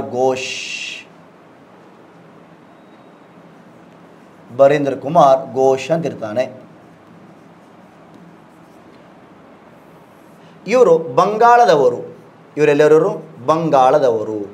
ಈತನು ಬಂಗಾಳ ಭೂಭಾಗದಲ್ಲಿ ಹೋರಾಟ ಮಾಡ್ತಿದ್ದ. ಅಲ್ಲಿ ನಾವು ತೀವ್ರಗಾಮಿ ಬಗ್ಗೆ ಓದುವಾಗ ಅಲ್ಲೊಬ್ಬ ತೀವ್ರಗಾಮಿ ನಾಯಕ ಬರ್ತಾನೆ, ಅರವಿಂದ್ ಘೋಷ್ ಅಂತೇಳಿ. ಯಾರೋ ಅರವಿಂದ್ ಘೋಷ್ ಅಂತ ಬರ್ತಾನೆ. ಆ ಅರವಿಂದ್ ಘೋಷ್ ಅವರ ಸಹೋದರ ಯಾರಂದ್ರೆ ಬರೀಂದ್ರ ಕುಮಾರ್ ಘೋಷ್ ಅಂತ ಇರ್ತಾನೆ. ಇವನು ಕ್ರಾಂತಿಕಾರಿಗೆ ಹೋರಾಟ ಮಾಡುವಾಗ ಆ ಬಂಗಾಳದಲ್ಲಿ ಒಂದೆರಡು ಪತ್ರಿಕೆ ಹೊರಡಿಸಿದ. ಈತ ಹೊರಡಿಸಿದ ಪತ್ರಿಕೆ ಯಾವುದಂದರೆ ಒಂದು ಭವಾನಿ ಮಂದಿರ ಅಂತ ಪತ್ರಿಕೆ. ಯಾವ ಪತ್ರಿಕೆ ಅದು? ಭವಾನಿ ಮಂದಿರ ಅಂತೇಳಿ. ಇನ್ನೊಂದು ಯುಗಾಂತರ ಅಂತ ಬರ್ತದೆ. ಯುಗಾಂತರ ಅಂತೇಳಿ ಒಂದು ಭವಾನಿ ಮಂದಿರ, ಇನ್ನೊಂದು ಯುಗಾಂತರ ಅನ್ನೋ ಪತ್ರಿಕೆಯನ್ನು ಹೊರಡಿಸಿದ. ಈ ಯುಗಾಂತರ ಅನ್ನೋದು ಅರವಿಂದ್ ಘೋಷ್ ಮತ್ತು ಅವನ ಸಹೋದರ ಆಗಿರ್ತಕ್ಕಂಥ ಬರೀಂದ್ರ ಕುಮಾರ್ ಘೋಷ್ ಇಬ್ಬರು ಸೇರಿ ಹೊರಡಿಸಿರ್ತಾರೆ. ಆ ಅರವಿಂದ್ ಘೋಷ್ ತೀವ್ರಗಾಮಿ ನಾಯಕ, ಬರೀಂದ್ರ ಕುಮಾರ್ ಘೋಷ್ ಅಂತ ನಾಯಕ, ಇವನು ಕ್ರಾಂತಿಕಾರಿ ನಾಯಕ. ಇನ್ನಿತರು ಹೋರಾಟ ಮಾಡೋ ಕೃತಿ ಕೂಡ ಬರೀತಾನೆ. ಕೃತಿ ಈತ ಬರೆದ ಕೃತಿ ಯಾವುದಂದರೆ ಮುಕ್ತಿಕೋನಪತೆ. ಈತನ ಕೃತಿ ಮುಕ್ತಿಕೋನಪತೆ. ಮುಕ್ತಿಕೋನಪತೆ ಅಂತೇಳಿ ಬರ್ತದೆ. ಇದು ಕೃತಿ ಯಾವುದು? ಮುಕ್ತಿಕೋನಪತೆ ಅನ್ನೋ ಕೃತಿಯನ್ನು ಬರೀತಾರಂತೆ. ಯಾರು? ಬರೀಂದ್ರ ಕುಮಾರ್ ಘೋಷ್ ಅಂತೇಳಿ. ಯಾರು? ಬರೀಂದ್ರ ಕುಮಾರ್ ಘೋಷ್ ಅಂತೇಳಿ. ಇನ್ನು ಹೋರಾಟ ಮಾಡುವಾಗ ಈತರು ಬಂಗಾಳ ಭೂಭಾಗದಲ್ಲಿ 1902ರಾಗ ಒಂದು ಸಂಘಟನೆ ಕಟ್ಟಿರ್ತಾನೆ. ಕ್ರಾಂತಿಕಾರಿ ಸಂಘಟನೆ ಯಾವುದಂದರೆ ಅದೇ ಅನುಶೀಲನಾ ಸಮಿತಿ ಅಂತೇಳಿ. ಯಾವುದು? ಅನುಶೀಲನಾ ಸಮಿತಿ ಅಂತೇಳಿ ಒಂದು ಸಂಘಟನೆ ಕಟ್ತಾರೆ. ಇದು ಗುಪ್ತ ಸಂಘಟನೆಯಾಗಿತ್ತು ನೋಡ್ರಿ. ಅನುಶೀಲನಾ ಸಮಿತಿ ಅಂತೇಳಿ. ಅನುಶೀಲನಾ ಸಮಿತಿ ಎಂಬುದು ಗುಪ್ತ ಸಂಘಟನೆ ಆಗಿತ್ತು. ಅದನ್ನು ಕಟ್ಟಿದವರು ಬರೀಂದ್ರ ಕುಮಾರ್ ಘೋಷ್ ಅಂತೇಳಿ. ಇದರ ಸದಸ್ಯರು ಯಾರು ಇರುವುದಂದರೆ ಘೋಷ್ ಆಗಿದ್ದ. ಇನ್ನೊಬ್ಬ ಪ್ರಮೋದ್ ಮಿತ್ರ ಅಂತಿರ್ತಾನೆ. ಸದಸ್ಯರು ಪ್ರಮೋದ್ ಮಿತ್ರ ಅಂತಿರ್ತಾನೆ. ನೆಕ್ಸ್ಟ್ ಜತೀಂದ್ರನಾಥ್ ಬ್ಯಾನರ್ಜಿ ಅಂತಿರ್ತಾನೆ. ಜತೀಂದ್ರನಾಥ್ ಬ್ಯಾನರ್ಜಿ ಅಂತಿರ್ತಾನೆ. ಇದು ಗುಪ್ತ ಸಂಘಟನೆ. ಇದು ಮೊದಲೊಂದು ವಿ ಡಿ ಸಾವರ್ಕರ್ ಅವರು ಗುಪ್ತ ಸಂಘಟನೆ ಕಟ್ಟಿರ್ತಾರೆ ಲಂಡನ್ನಲ್ಲಿ, ಅಭಿನವ ಭಾರತ ಅಂತೇಳಿ. ಯಾವುದು? ಅಭಿನವ ಭಾರತ ಅಂತೇಳಿ ಕಟ್ಟಿರ್ತಾರೆ. ಅದರ ಮುಂದಿನ ಭಾಗ ಅವರು ಬಂಧನ ಆಗ್ತಾರಲ್ಲ 1910 ಅದರ ಮುಂದಿನ ಭಾಗ ಅದ್ರ ಜೊತೆ ಇರತಕ್ಕಂಥ ಇನ್ನೊಂದು ಗುಪ್ತ ಸಂಘಟನೆ ಯಾವುದಂದ್ರೆ ಅನುಶೀಲನಾ ಸಮಿತಿ ಅಂತಿರ್ತದೆ. ಇದು ಗುಪ್ತ ಸಂಘಟನೆಯಾಗಿತ್ತು. ಹಾಗಾದ್ರೆ ಇಲ್ಲಿ ಪ್ರಶ್ನೆ ಕೇಳ್ಯಾರಂದರೆ ಅನುಶೀಲನಾ ಸಮಿತಿ ರಚನೆಗೆ ಸಂಬಂಧಿಸಿಲ್ಲ ಅಂತೇಳಿ ಪ್ರಮೋದ್ ಮಿತ್ರ ಅಂತ ಐತಿ, ಜತೀಂದ್ರನಾಥ್ ಬ್ಯಾನರ್ಜಿ ಅಂತ ಐತಿ, ಬರೀಂದ್ರ ಕುಮಾರ್ ಘೋಷ್ ಅಂತ ಐತಿ. ಹಾಗಾದರೆ ಇಲ್ಲಿ ಸರಿಯಾದ ಉತ್ತರ ಯಾವುದಂದ್ರೆ ಮದನ್ ಮೋಹನ್ ಮಾಳವೀಯ ಅಂತೇಳಿ. ಸರಿಯಾದ ಉತ್ತರ ಮದನ್ ಮೋಹನ್ ಮಾಳವೀಯ. ಇವ್ರ ಬಗ್ಗೆ ಏನು ಗೊತ್ತಿರಬೇಕಂದ್ರೆ ಮದನ್ ಮೋಹನ್ ಮಾಳವೀಯ ಅವರು 1915ರಲ್ಲಿ ಒಂದು ಪಕ್ಷ ಸ್ಥಾಪನೆ ಮಾಡಿರ್ತಾರೆ, ಸಂಘಟನೆ ಕಟ್ಟಿರ್ತಾರೆ, ಹಿಂದೂ ಮಹಾಸಭಾ ಅಂತೇಳಿ. ಯಾವ ಸಂಘಟನೆ? ಹಿಂದೂ ಮಹಾಸಭಾವನ್ನು ಕಟ್ಟಿದ್ರು. ಯಾರು? ಮಾಳವೀಯವರು. ಇದರ ಸದಸ್ಯರು ಯಾರಂದರೆ ಒಬ್ಬ ತೇಜ್ ಬಹದ್ದೂರ್ ಸಪ್ರೋ ಅಂತಿರ್ತಾನ್ರಿ. ಯಾರು? ತೇಜ್ ಬಹದ್ದೂರ್ ಸಪ್ರೋ ಅಂತಿದ್ದ. ತೇಜ್ ಬಹದ್ದೂರ್ ಸಪ್ರೋ ಅಂತೇಳಿ. ಇನ್ನೊಬ್ಬ ಎಮ್.ಆರ್. ಜಯಕರ್ ಅಂತಿರ್ತಾರೆ. ಇನ್ನೊಬ್ಬರು ಎಮ್.ಆರ್. ಜಯಕರ್ ಅಂತೇಳಿ. ಇವರೆಲ್ಲರೂ ಸೇರಿಕೊಂಡು ಒಂದು ಸಂಘಟನೆ ಕಟ್ಟಿರ್ತಾರೆ, ಹಿಂದೂ ಮಹಾಸಭಾ ಅಂತೇಳಿ. ತೇಜ್ ಬಹದ್ದೂರ್ ಸಪ್ರೋ ಮತ್ತು ಎಮ್.ಆರ್. ಜಯಕರ್ ಅಂತೇಳಿ ಒಂದು ಸಂಘಟನೆ ಕಟ್ಟಿರ್ತಾರೆ. ಅಖಿಲ ಭಾರತ ಹಿಂದೂ ಮಹಾಸಭಾ ಕಟ್ಟಿರ್ತಾರೆ. ಇಲ್ಲೂ ಕ್ವಶನ್ ಕೇಳ್ಬೋದಲ್ಲ, ಈ ಹಿಂದೂ ಮಹಾಸಭಾ ಸಂಘಟನೆಗೆ ಯಾರು ಸಂಬಂಧಿಸಿಲ್ಲ, ಯಾರು ಸಂಬಂಧಿಸಿರ್ಬೋದು ಅಂತೇಳಿ. ಯಾರು ಸಂಬಂಧಿಸಿಲ್ಲ ಅಂದರೆ ಈ 3 ಜನ ಬಿಟ್ಟು ಯಾರೂ ಸಂಬಂಧಿಸಿಲ್ಲ. ಯಾರು ಸಂಬಂಧಿಸಿದ್ದಾರೆ ಅಂತಂದರೆ ಇವರು 3 ಜನ ಮಾತ್ರ ಸಂಬಂಧಿಸಿದ್ದಾರೆ. ಹಿಂಗೆ ಈ ಒಂದು ಯಾರು ಹಿಂದೂ ಮಹಾಸಭಾ ಸ್ಥಾಪನೆ ಮಾಡಿರ್ತಾರೆ. ಇನ್ನು ಇದೇ ಮದನ್ ಮೋಹನ್ ಮಾಳವೀಯ ಅವರು 1916ರಲ್ಲಿ ಒಂದು ಬನಾರಸ್ನಲ್ಲಿ ಏನು ಮಾಡ್ತಾರೆ ಅಂದರೆ ಹಿಂದೂ ವಿಶ್ವವಿದ್ಯಾಲಯ ಸ್ಥಾಪಿಸಿದರು. ಹಿಂದೂ ವಿಶ್ವವಿದ್ಯಾಲಯ ಸ್ಥಾಪನೆ ಮಾಡ್ತಾರೆ. ಎಲ್ಲಿ? ಬನಾರಸ್ನಲ್ಲಿ. ಭಾರತದಲ್ಲಿ ಬನಾರಸ್ನ ಹಿಂದೂ ವಿಶ್ವವಿದ್ಯಾಲಯ ಸ್ಥಾಪನೆ ಮಾಡಿದವರು ಯಾರಂದರೆ ಮದನ್ ಮೋಹನ್ ಮಾಳವೀಯ ಅವರು. ಅವ್ರ ಜೊತೆ ಯಾರು ಸೇರ್ಕೊಂಡಿದ್ದರು ಅಂತಂದರೆ ಆ್ಯನಿ ಬೆಸೆಂಟ್ ಇರ್ತಾರೆ. ಆ್ಯನಿ ಬೆಸೆಂಟ್ ಅಂತೇಳಿ. ನೆಕ್ಸ್ಟ್ ರಾಮೇಶ್ವರ್ ಸಿಂಗ್ ಅಂತಿರ್ತಾರೆ.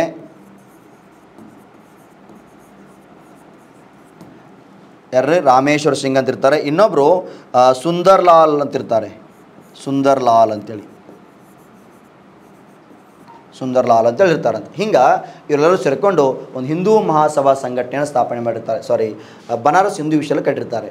ನೋಡ್ರಿ, ಹಿಂದೂ ಮಹಾಸಭಾಗೆ ಸಂಬಂಧಿಸಿದವರು ಮದನ್ ಮಾಳವೀಯ, ತೇಜ್ ಬಹದ್ದೂರ್ ಸಪ್ರೋ, ಎಮ್.ಆರ್. ಜಯಕರ್. ವಿಶ್ವವಿದ್ಯಾಲಯ ಸ್ಥಾಪನೆ ಮಾಡಿದವರು ಮದನ್ ಮೋಹನ್ ಮಾಳವೀಯ, ಆ್ಯನಿ ಬೆಸೆಂಟ್, ರಾಮೇಶ್ವರ ಸಿಂಗ್, ಸುಂದರ್ ಲಾಲ್ ಅಂತಿರ್ತಾರೆ. ಇನ್ನು ಅದೇ ಥರ ಈ ಒಂದು ಅನುಶೀಲನಾ ಸಮಿತಿಗೆ ಪ್ರಮೋದ್ ಮಿತ್ರ, ಜತೀಂದ್ರನಾಥ್ ಬ್ಯಾನರ್ಜಿ ಅಂತೇಳಿ. ಸುರೇಂದ್ರನಾಥ್ ಬ್ಯಾನರ್ಜಿ ಬರ್ತಾ ಅವರಲ್ಲ. ಸುರೇಂದ್ರ ಬ್ಯಾನರ್ಜಿ ಮಂದಗಾಮಿ ನಾಯಕ ಗೊತ್ತಿರಬೇಕು. ಆತನು ICS ಪರೀಕ್ಷೆ ಪಾಸ್ ಮಾಡಿದ 2ನೇ ವ್ಯಕ್ತಿ. ಮೊದಲ ವ್ಯಕ್ತಿ ಯಾರು? ಸತ್ಯೇಂದ್ರನಾಥ್ ಟ್ಯಾಗೋರ್ ಅವರು ಮೊದಲ ವ್ಯಕ್ತಿ. 2ನೇ ವ್ಯಕ್ತಿ ಸುರೇಂದ್ರನಾಥ್ ಬ್ಯಾನರ್ಜಿ ಅಂತೇಳಿ. ಹಾಗಾದ್ರೆ ಇಷ್ಟು ಅಂಶ ಗೊತ್ತಿರಲಿ. ಈ ಒಂದು ಪ್ರಶ್ನೆಗೆ ಸಂಬಂಧಿಸಿದ ಉತ್ತರ ಯಾವುದು ಅಂದರೆ ಮದನ್ ಮೋಹನ್ ಮಾಳವೀಯ ಅಂತೇಳಿ. ಯಾವುದು? ಮದನ್ ಮೋಹನ್ ಮಾಳವೀಯ ಅವರು ಇದನ್ನು ಸ್ಥಾಪನೆ ಮಾಡಿರ್ತಾರೆ. ಎಸ್, ಇದಕ್ಕೆ ಉತ್ತರ ಸಿಕ್ತು ಅಂತೇಳಿ ಅಂದ್ಕೊಂಡಿದ್ದೇನೆ ನಾನು. ಇನ್ನು ನೆಕ್ಸ್ಟ್ ಪ್ರಶ್ನೆ ಯಾವುದು ಅಂತಂದರೆ ನೆಕ್ಸ್ಟ್ ಪ್ರಶ್ನೆ ನೋಡ್ರಿ. ಮುಂದಿನ ಪ್ರಶ್ನೆ ಇಲ್ಲೈತೆ ನೋಡ್ರಿ.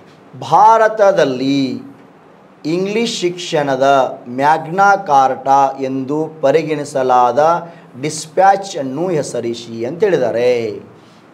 ಡಿಸ್ಪ್ಯಾಚ್ ಅನ್ನು ಹೆಸರಿಸಿ. ಭಾರತದಲ್ಲಿ ಇಂಗ್ಲಿಷ್ ಶಿಕ್ಷಣದ ಮ್ಯಾಗ್ನಾ ಕಾರ್ಟಾ ಎಂದು ಕರೆಯುವ ಪರಿಗಣಿಸಲಾದ ಡಿಸ್ಪ್ಯಾಚ್ ಅನ್ನು ಹೆಸರಿಸಿ ಅಂತ ಹೇಳಿದ್ದಾರೆ. ಈಗ ಆಪ್ಷನ್ ಎ ವುಡ್ಸ್ ಡಿಸ್ಪ್ಯಾಚ್ ಅಂತೇಳಿ, ಆಪ್ಷನ್ ಬಿ ಸ್ಯಾಡ್ಲರ್ ಆಯೋಗ ಅಂತೇಳಿ, ಆಪ್ಷನ್ ಸಿ ಸಾರ್ಜೆಂಟ್ ಆಯೋಗ ಅಂತೇಳಿ, ಆಪ್ಷನ್ ಸಿ ಪ್ಲೌಡ್ ಕಮಿಷನ್ ಅಂತೇಳಿ ಏನೇನೋದು ಇದ್ರಾಗ. ಈಗ ನೋಡ್ರಿ, ಒಬ್ಬ ಭಾರತದಲ್ಲಿ ಗವರ್ನರ್ ಜನರಲ್ ಬಂದಿದ್ದ ಲಾರ್ಡ್ ವಿಲಿಯಂ ಬೆಂಟಿಂಗ್ ಅಂತೇಳಿ. ಗವರ್ನರ್ ಜನರಲ್ ಯಾರು? Lord William Bentinck.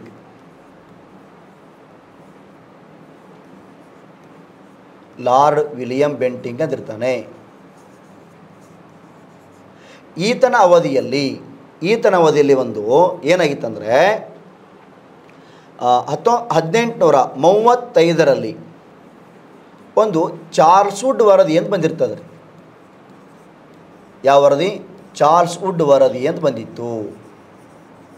1835 Charles wood ವರದಿ ಬಂದಿರ್ತದೆ ರೀ. ಈ ಚಾರ್ಲ್ಸ್ ವುಡ್ ವರದಿ ಇದೊಂದು ಶೈಕ್ಷಣಿಕ ವರದಿಯಾಗಿತ್ತು. ಏನಾಯ್ತದು? ಶೈಕ್ಷಣಿಕ ವರದಿಯಾಗಿತ್ತು. ವರದಿ ಇದೇನು ವರದಿ ಕೊಟ್ಟಿರ್ತದೆ ಅಂದರೆ, ಇದು ಭಾರತದಲ್ಲಿ ಶಿಕ್ಷಣಕ್ಕಾಗಿ ಮೀಸಲಿಟ್ಟ 1 ಲಕ್ಷ ರೂಪಾಯಿಗಳನ್ನು ಖರ್ಚು ಮಾಡ್ರಿ ಅಂತ ಹೇಳಿರ್ತದೆ ರೀ. ಆದರೆ ಶಿಕ್ಷಣಕ್ಕಾಗಿ ಮೀಸಲು ಯಾವ ಕಾಯ್ದೆ ಇಟ್ಟಿತ್ತಂದರೆ 1813ರಲ್ಲಿ ಎರಡನೇ ಚಾರ್ಟರ್ ಕಾಯ್ದೆ ಬಂದಿತ್ತು. ಲಾರ್ಡ್ ಮಿಂಟನ್ ಕಾಲದಲ್ಲಿ. ಯಾರ ಕಾಲದಲ್ಲಿ? ಲಾರ್ಡ್ ಮಿಂಟನ್ ಕಾಲದಲ್ಲಿ ಎರಡನೇ ಚಾರ್ಟರ್ ಕಾಯ್ದೆ ಬಂದಿರ್ತದೆ. ಅದು ಏನು ಹೇಳಿರ್ತದೆ ಅಂದ್ರೆ, ಶಿಕ್ಷಣಕ್ಕಾಗಿ 1 ಲಕ್ಷ ರೂಪಾಯಿ ಖರ್ಚು ಮಾಡ್ರಿ ಅಂತ ಹೇಳಿತ್ತು. ಆದರೆ ಖರ್ಚು ಆಗಲಿಲ್ಲ. ಯಾಕಂದರೆ ಯಾವ ಭಾಷೆಗೆ ಮಾಡಬೇಕು ಅಂತ ಹೇಳಿರಲಿಲ್ಲ. ಅದಕ್ಕಾಗಿ ಜಗಳ ಸ್ಟಾರ್ಟ್ ಆಗಿಬಿಡ್ತದೆ. ಅಲ್ಲಿ ಬ್ರಿಟಿಷರು ಇಂಗ್ಲೀಷ್ ಭಾಷೆ ಮಾಡ್ತೀವಿ ಅಂದರು, ಭಾರತೀಯರು ನಮ್ಮ ಭಾಷೆ ಮಾಡ್ತೀವಿ ಅಂತೇಳಿ ಜಗಳ ಸ್ಟಾರ್ಟ್ ಆದಾಗ ಅದು ಖರ್ಚು ಆಗಲಿಲ್ಲ. ಹಾಗೆ ಮೀಸಲಿಡ್ತಾರೆ. ಆದರೆ 1835ರಲ್ಲಿ ಏನು ಚಾರ್ಲ್ಸ್ ವರದಿ ಬರ್ತದೋ, ಈ ವರದಿ ಹೇಳ್ತದೆ ಮೀಸಲಿಟ್ಟ 1 ಲಕ್ಷ ರೂಪಾಯಿಗಳನ್ನು ಇಂಗ್ಲೀಷ್ ಶಿಕ್ಷಣ ಖರ್ಚು ಮಾಡಿರಿ ಅಂತ ಹೇಳ್ತದೆ ರೀ.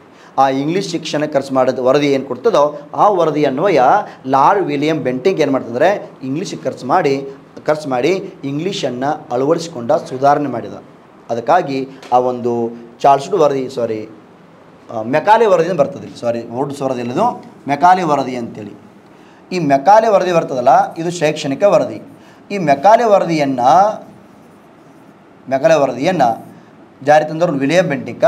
ಅವಾಗ ಆ ವಿಲಿಯಂ ಬೆಂಟಿಂಕ್ ಏನು ಮಾಡ್ತಾನೆ ಅಂತಂದರೆ, ಇಂಗ್ಲೀಷ್ ಶಿಕ್ಷಣ ಸುಧಾರಣೆ ಮಾಡಿದ ಅನ್ನೋ ಕಾರಣಕ್ಕಾಗಿ ಆ ಒಂದು ವಿಲಿಯಂ ಬೆಂಟಿಂಕ್ನನ್ನು ಏನು ಕರೀತಾರೆ ಅಂದರೆ ಇಂಗ್ಲೀಷ್ ಶಿಕ್ಷಣದ ಪಿತಾಮಹ ಅಂತ ಕರೀತಾರೆ. ಇಂಗ್ಲೀಷ್ ಶಿಕ್ಷಣದ ಪಿತಾಮಹ.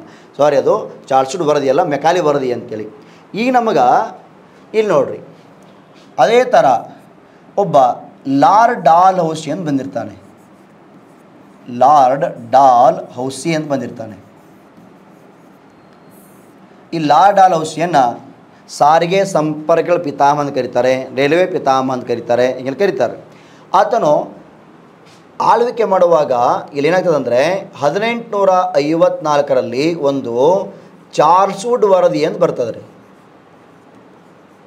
ಚಾರ್ಲ್ಸ್ ವುಡ್ ವರದಿ ಅಂತ ಬಂತು. ಯಾವಾಗ ಬಂತಿದ್ದು? 1854ರಲ್ಲಿ ಒಂದು ವರದಿ ಬರ್ತದೆ, ಚಾರ್ಲ್ಸ್ ವುಡ್ ವರದಿ ಅಂತ ಬರ್ತದೆ ರೀ. ಇದು ಕೂಡ ಒಂದು ಶೈಕ್ಷಣಿಕ ವರದಿಯಾಗಿತ್ತು. ಎಂಥ ವರದಿ? ಒಂದು ಶಿಕ್ಷಣಕ್ಕಾಗಿ ಬಂದಿತ್ತು. ಯಾವ ವರದಿ? ಚಾರ್ಲ್ಸ್ ವುಡ್ ವರದಿ, ಶೈಕ್ಷಣಿಕ ವರದಿ. ಶೈಕ್ಷಣಿಕ ವರದಿಯಾಗಿತ್ತು, ಶಿಕ್ಷಣಕ್ಕೆ ಬಂದಿರ್ತದೆ. ಇದೇನು ಹೇಳ್ತದೆ ಅಂದರೆ, ಭಾರತದಲ್ಲಿನ ಶಿಕ್ಷಣವನ್ನು ಸುಧಾರಣೆ ಮಾಡಬೇಕು ಅಂತಂದರೆ ಪ್ರತಿ ಜಿಲ್ಲೆಗೊಂದು ಇಲಾಖೆ ಸ್ಥಾಪಿಸಬೇಕು. ಏನು ಮಾಡಬೇಕು? ಪ್ರತಿ ಜಿಲ್ಲೆ ಇಲಾಖೆ ಸ್ಥಾಪಿಸಬೇಕು. ಪ್ರತಿ ಇಲಾಖೆಗೆ ಒಬ್ಬ ಅಧಿಕಾರಿ ನೇಮಕ ಮಾಡಬೇಕು ಅಂತ ಹೇಳ್ತದೆ. ನೋಡಿರಿ, ಪ್ರತಿ ಜಿಲ್ಲೆಗೆ ಒಂದು ಇಲಾಖೆ ಸ್ಥಾಪಿಸಿ ಪ್ರತಿ ಇಲಾಖೆಗೆ ಒಬ್ಬ ಅಧಿಕಾರಿಯನ್ನು ನೇಮಿಸಬೇಕು. ಏನೋ ಅಧಿಕಾರಿ ನೇಮಕ ಮಾಡಬೇಕು. ಅಧಿಕಾರಿ ನೇಮಕ ಮಾಡಿ ಭಾರತದಲ್ಲಿ ವಿಶ್ವವಿದ್ಯಾಲಯಗಳನ್ನು ಸ್ಥಾಪಿಸಬೇಕು ಅಂತ ಹೇಳ್ತದೆ. ವಿಶ್ವವಿದ್ಯಾಲಯ ಸ್ಥಾಪಿಸಬೇಕು ಅಂತ ಹೇಳ್ತದೆ. ಅದಲ್ಲದೆ ಮಹಿಳಾ ಶಿಕ್ಷಣಕ್ಕಾಗಿ ಅತಿ ಹೆಚ್ಚು ಪ್ರೋತ್ಸಾಹ ನೀಡ್ತದೆ. ಅದಕ್ಕಾಗಿ ಮಹಿಳಾ ಶಿಕ್ಷಣಕ್ಕಾಗಿ ಅತಿ ಹೆಚ್ಚು ಪ್ರೋತ್ಸಾಹ ನೀಡ್ತದೆ ಯಾವುದು ವುಡ್ಸ್ ವರದಿ ಅಂತೇಳಿ. ಅದಲ್ಲದೆ ಇಂಗ್ಲೀಷ್ ಮಾಧ್ಯಮದ ಮೂಲಕ ಪಾಶ್ಚಿಮಾತ್ಯ ಶಿಕ್ಷಣವನ್ನು ಭಾರತೀಯರಿಗೆ ತಿಳಿಸುವುದು. ನೋಡ್ರಿ, ಅದರ ಮೂಲಕ ಇಂಗ್ಲೀಷ್ ಮಾಧ್ಯಮದ ಮೂಲಕ ಪಾಶ್ಚಿಮಾತ್ಯ ಶಿಕ್ಷಣದ ಇಂಗ್ಲೀಷ್ ಶಿಕ್ಷಣವನ್ನು ಭಾರತೀಯರಿಗೆ ತಿಳಿಸುವುದು, ಅರಿವು ಮೂಡಿಸುವುದು. ಯಾರಿಗೆ? ಭಾರತೀಯರಿಗೆ. ಇದರ ಉದ್ದೇಶವಾಗಿತ್ತು. ಇಷ್ಟೆಲ್ಲ ಅಂಶಗಳು ಒಳಗೊಂಡು ಈ ವರದಿ ಬಂದಿತ್ತು ಅನ್ನೋ ಕಾರಣಕ್ಕಾಗಿ ಈ ವರದಿಯನ್ನು ಶಿಕ್ಷಣದ ಮ್ಯಾಗ್ನಾ ಕಾರ್ಟಾ ಅಂತ ಕರೀತಾರೆ. ಎಂಥ ಮ್ಯಾಗ್ನಾ ಕಾರ್ಟಾ? ಶಿಕ್ಷಣದ ಮ್ಯಾಗ್ನಾ ಕಾರ್ಟಾ ಅಂತ ಕರೀತಾರೆ. ಯಾವುದನ್ನು? ಚಾರ್ಲ್ಸ್ ವುಡ್ ವರದಿಯನ್ನು ಕರೀತಾರಂತೆ. ಇದು ಗೊತ್ತಿರಬೇಕು. ಶಿಕ್ಷಣ ಮ್ಯಾಗ್ನಾ ಕಾರ್ಟಾ ಅಂದ್ರೆ ಚಾರ್ಲ್ಸ್ ವುಡ್ ವರದಿ ಅಂತ ಬರ್ತದೆ. ಅದೇ ಥರ ಇನ್ನೊಂದು ಕಂಪನಿಯ ಮ್ಯಾಗ್ನಾ ಕಾರ್ಟಾ ಅಂತ ಕರೀತಾರೆ. ಕಂಪನಿಯ ಮ್ಯಾಗ್ನಾ ಕಾರ್ಟಾ ಅಂತ ಕರೀತಾರೆ.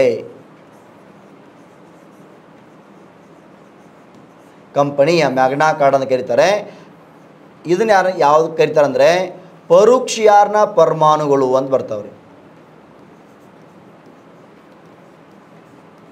ಪರೋಕ್ಷಿಯಾರ್ನ ಪರಮಾಣುಗಳು.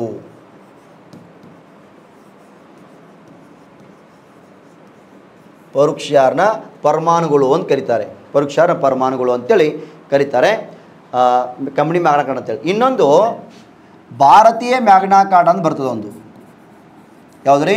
ಭಾರತೀಯ ಮ್ಯಾಗ್ನಾ ಕಾರ್ಟಾ ಅಂತ ಬರ್ತದ. ಭಾರತೀಯ ಮ್ಯಾಗ್ನಾ ಕಾರ್ಟಾ ಅಂತ ಬರ್ತದ್ರಿ.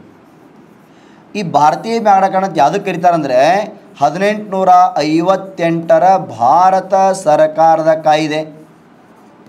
ನೋಡ್ರಿ, ಭಾರತ ಸರ್ಕಾರದ ಕಾಯ್ದೆಯನ್ನು ಏನು ಕರೀತಾರಂದರೆ ಭಾರತೀಯ ಮ್ಯಾಗ್ನಾ ಕಾರ್ಟಾ ಕರೀತಾರೆ. ಇವು ಮೂರು ಗೊತ್ತಿರಬೇಕು. ಕಂಪ್ನಿ ಮ್ಯಾಗ್ನಾ ಕಾರ್ಟಾ ಅಂದರೆ ಪರೋಕ್ಷ ಪರಮಾಣುಗಳು. ಭಾರತೀಯ ಮ್ಯಾಗ್ನಾ ಕಾರ್ಟಾ ಅಂದರೆ 1858 ಭಾರತ ಸರ್ಕಾರ ಕಾಯ್ದೆ. ಇನ್ನು ಶಿಕ್ಷಣ ಮ್ಯಾಗ್ನಾ ಕಾರ್ಟಾ ಅಂದ್ರೆ ಚಾರ್ಲ್ಸ್ ವುಡ್ ವರದಿ ಅಂತೇಳಿ. ಯಾವ ವರದಿ? ಚಾರ್ಲ್ಸ್ ವುಡ್ ವರದಿಯನ್ನು ಹಿಂಗೆ ಶಿಕ್ಷಣದ ಮ್ಯಾಗ್ನಾ ಕಾರ್ಟಾ ಅಂತೇಳಿ ನಾವು ಕರಿತೀವಿ. ಹಾಗಾದರೆ ಇಲ್ಲಿ ಇನ್ನೊಂದಿರೋ ಅಂಶ ಗೊತ್ತಿರಲಿ. ಒಂದು ಬಟ್ಲರ್ ಆಯೋಗ ಅಂತ ಬರ್ತದೆ ರೀ. ಯಾವ ಆಯೋಗ? ಬಟ್ಲರ್ ಆಯೋಗ ಅಂತ ಬರ್ತದೆ ರೀ. ಇದು 1928ರಲ್ಲಿ ಒಂದು ಆಯೋಗ ಬರ್ತದೆ, ಬಟ್ಲರ್ ಆಯೋಗ ಅಂತೇಳಿ. ಯಾವ ಆಯೋಗ? ಬಟ್ಲರ್ ಆಯೋಗ. ಈ ಆಯೋಗದ ಉದ್ದೇಶ ಏನಿತ್ತಂದ್ರೆ ಕೇಂದ್ರ ಮತ್ತು ಪ್ರಾಂತ್ಯಗಳ ಸಂಬಂಧ.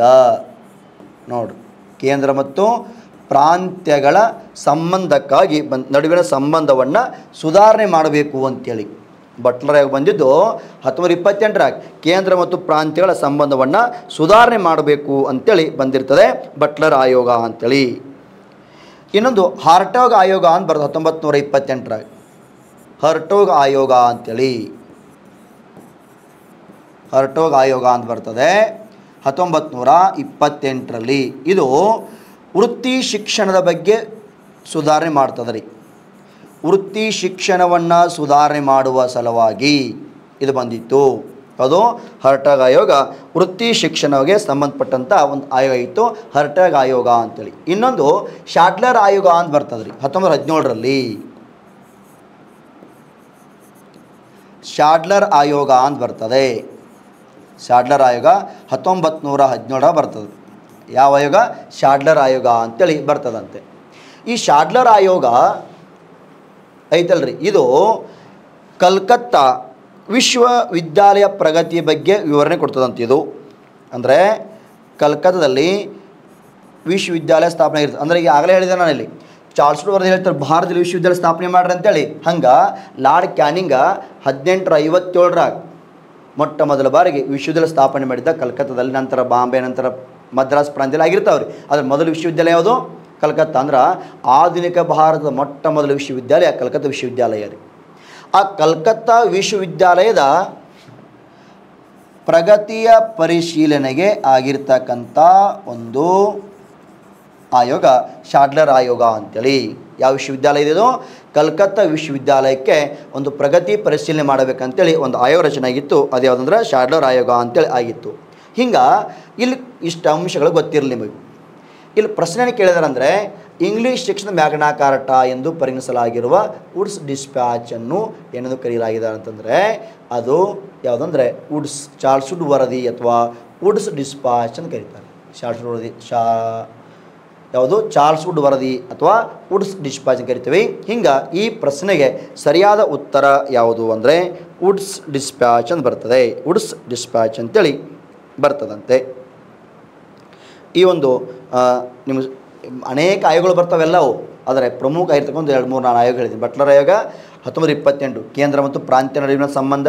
ಹಾರ್ಟಾ ಆಯೋಗ 1928 ವೃತ್ತಿ ಶಿಕ್ಷಣದ ಸುಧಾರಣೆ. ನೆಕ್ಸ್ಟ್ ಶಾಡ್ಲರ್ ಆಯೋಗ 1917 ಕಲ್ಕತ್ತಾ ವಿಶ್ವವಿದ್ಯಾಲಯದ ಪ್ರಗತಿಯ ಪರಿಶೀಲನೆ ಮಾಡುವ ಸಲುವಾಗಿ ಒಂದು ಶಾಡ್ಲರ್ ಆಯೋಗ ಅಂತ ಬಂದಿತ್ತು. ಇದಕ್ಕೆ ಸರಿಯಾದ ಉತ್ತರ ಇದಾಗಿರ್ತದೆ. ಇನ್ನು ಮುಂದಿನ ಪ್ರಶ್ನೆ ಯಾವುದು ಅಂತ ನೋಡೋಣ. ಈಗ ಮುಂದಿನ ಪ್ರಶ್ನೆ ಹೀಗಿದೆ, ಏನಂತಂದರೆ ವಂದೇ ಮಾತರಂ ಎಂಬ ಕ್ರಾಂತಿಕಾರಿ ಪತ್ರಿಕೆಯನ್ನು ಪ್ರಾರಂಭಿಸಿದವರು ಯಾರು ಅಂತೇಳಿ. ವಂದೇ ಮಾತರಂ ಅಥವಾ ಬಂದೇ ಮಾತರಂ, ಇಂಗ್ಲೀಷ್ನಾಗ ಬಂದೇ ಮಾತರಂ ಅಂತಾರೆ, ಕನ್ನಡದಲ್ಲಿ ವಂದೇ ಮಾತರಂ ಅಂತ ಕರಿತೀವಿ ನಾವು. ಆಪ್ಷನ್ ಎ ಇಂದುಲಾಲ್ ಎಜ್ಜಿಕ್, option C Bhikaji Cama, option C Bhagat Singh, option D Bankim Chandra Chatterjee ಅಂತೇಳಿ. ಈಗ ವಂದೇ ಮಾತರಂ ಗೀತೆ ಬೇರೆ, ವಂದೇ ಮಾತರಂ ಪತ್ರಿಕೆ ಬೇರೆ ಗೊತ್ತಿರಬೇಕು. ಇಲ್ಲಿ ವಂದೇ ಮಾತರಂ ಪತ್ರಿಕೆಯನ್ನು ಭಾಳ ಮಂದಿ ಹೊಡಿಸಿದ್ದಾರೆ. ಈಗ ಲಾಲ್ ಲಜಪತ್ ರಾವ್ ಬರ್ತಾರಲ್ಲ, ಅವರು ವಂದೇ ಮಾತರಂ ಪತ್ರಿಕೆ ಹೊಡಿಸಿದ್ದಾರೆ. ಲಾಲ್ ಲಜಪತ್ ರಾವ್ ಅವರು ಹೊಡಿಸಿದ್ದಾರೆ.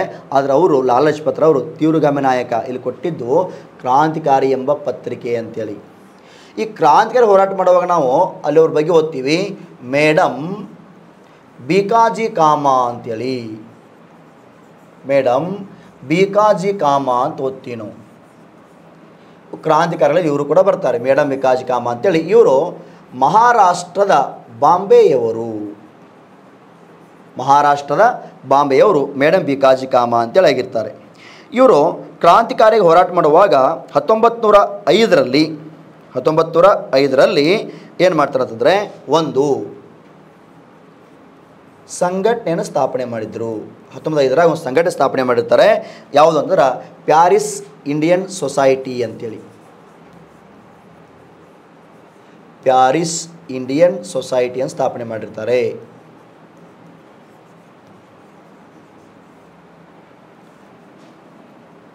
Paris Indian society. ಅಲ್ಲಿ ನಾವು ಮೊನ್ನೆ ಶ್ಯಾಮ್ಜಿ ಕೃಷ್ಣ ವರ್ಮ ಬಗ್ಗೆ ಓದಿದ್ದೀವಿ ನಾವು. ಲಂಡನ್ನಲ್ಲಿ ಅವರು ಇಂಡಿಯನ್ ಹೋಮ್ ರೂಲ್ ಸೊಸೈಟಿ ಸ್ಥಾಪನೆ ಮಾಡಿದರು. ಇಂಡಿಯನ್ ಹೋಮ್ ರೂಲ್ ಸೊಸೈಟಿ ಸ್ಥಾಪನೆ ಮಾಡಿರ್ತಾರೆ. ಹಾಗೆ ಇವರು ಪ್ಯಾರಿಸ್ ಇಂಡಿಯನ್ ಸೊಸೈಟಿ ಸ್ಥಾಪನೆ ಮಾಡಿರ್ತಾರೆ ಮೇಡಮ್ ಬಿಕಾಜಿ ಕಾಮ ಅವರು. ಇನ್ನು 1907ರಲ್ಲಿ ಜಪಾನ್ ಮತ್ತು ಜರ್ಮನಿಯಲ್ಲಿ ಏನ್ರಿ ಜಪಾನ್ ಮತ್ತು ಜರ್ಮನಿಯಲ್ಲಿ ಜಾಗತಿಕ ಸಾಮಾಜಿಕ ಸಮ್ಮೇಳನ ನಡೆದಿತ್ತು. ಜಾಗತಿಕ ಸಾಮಾಜಿಕ ಸಮ್ಮೇಳನ ನಡೆದಿತ್ತು.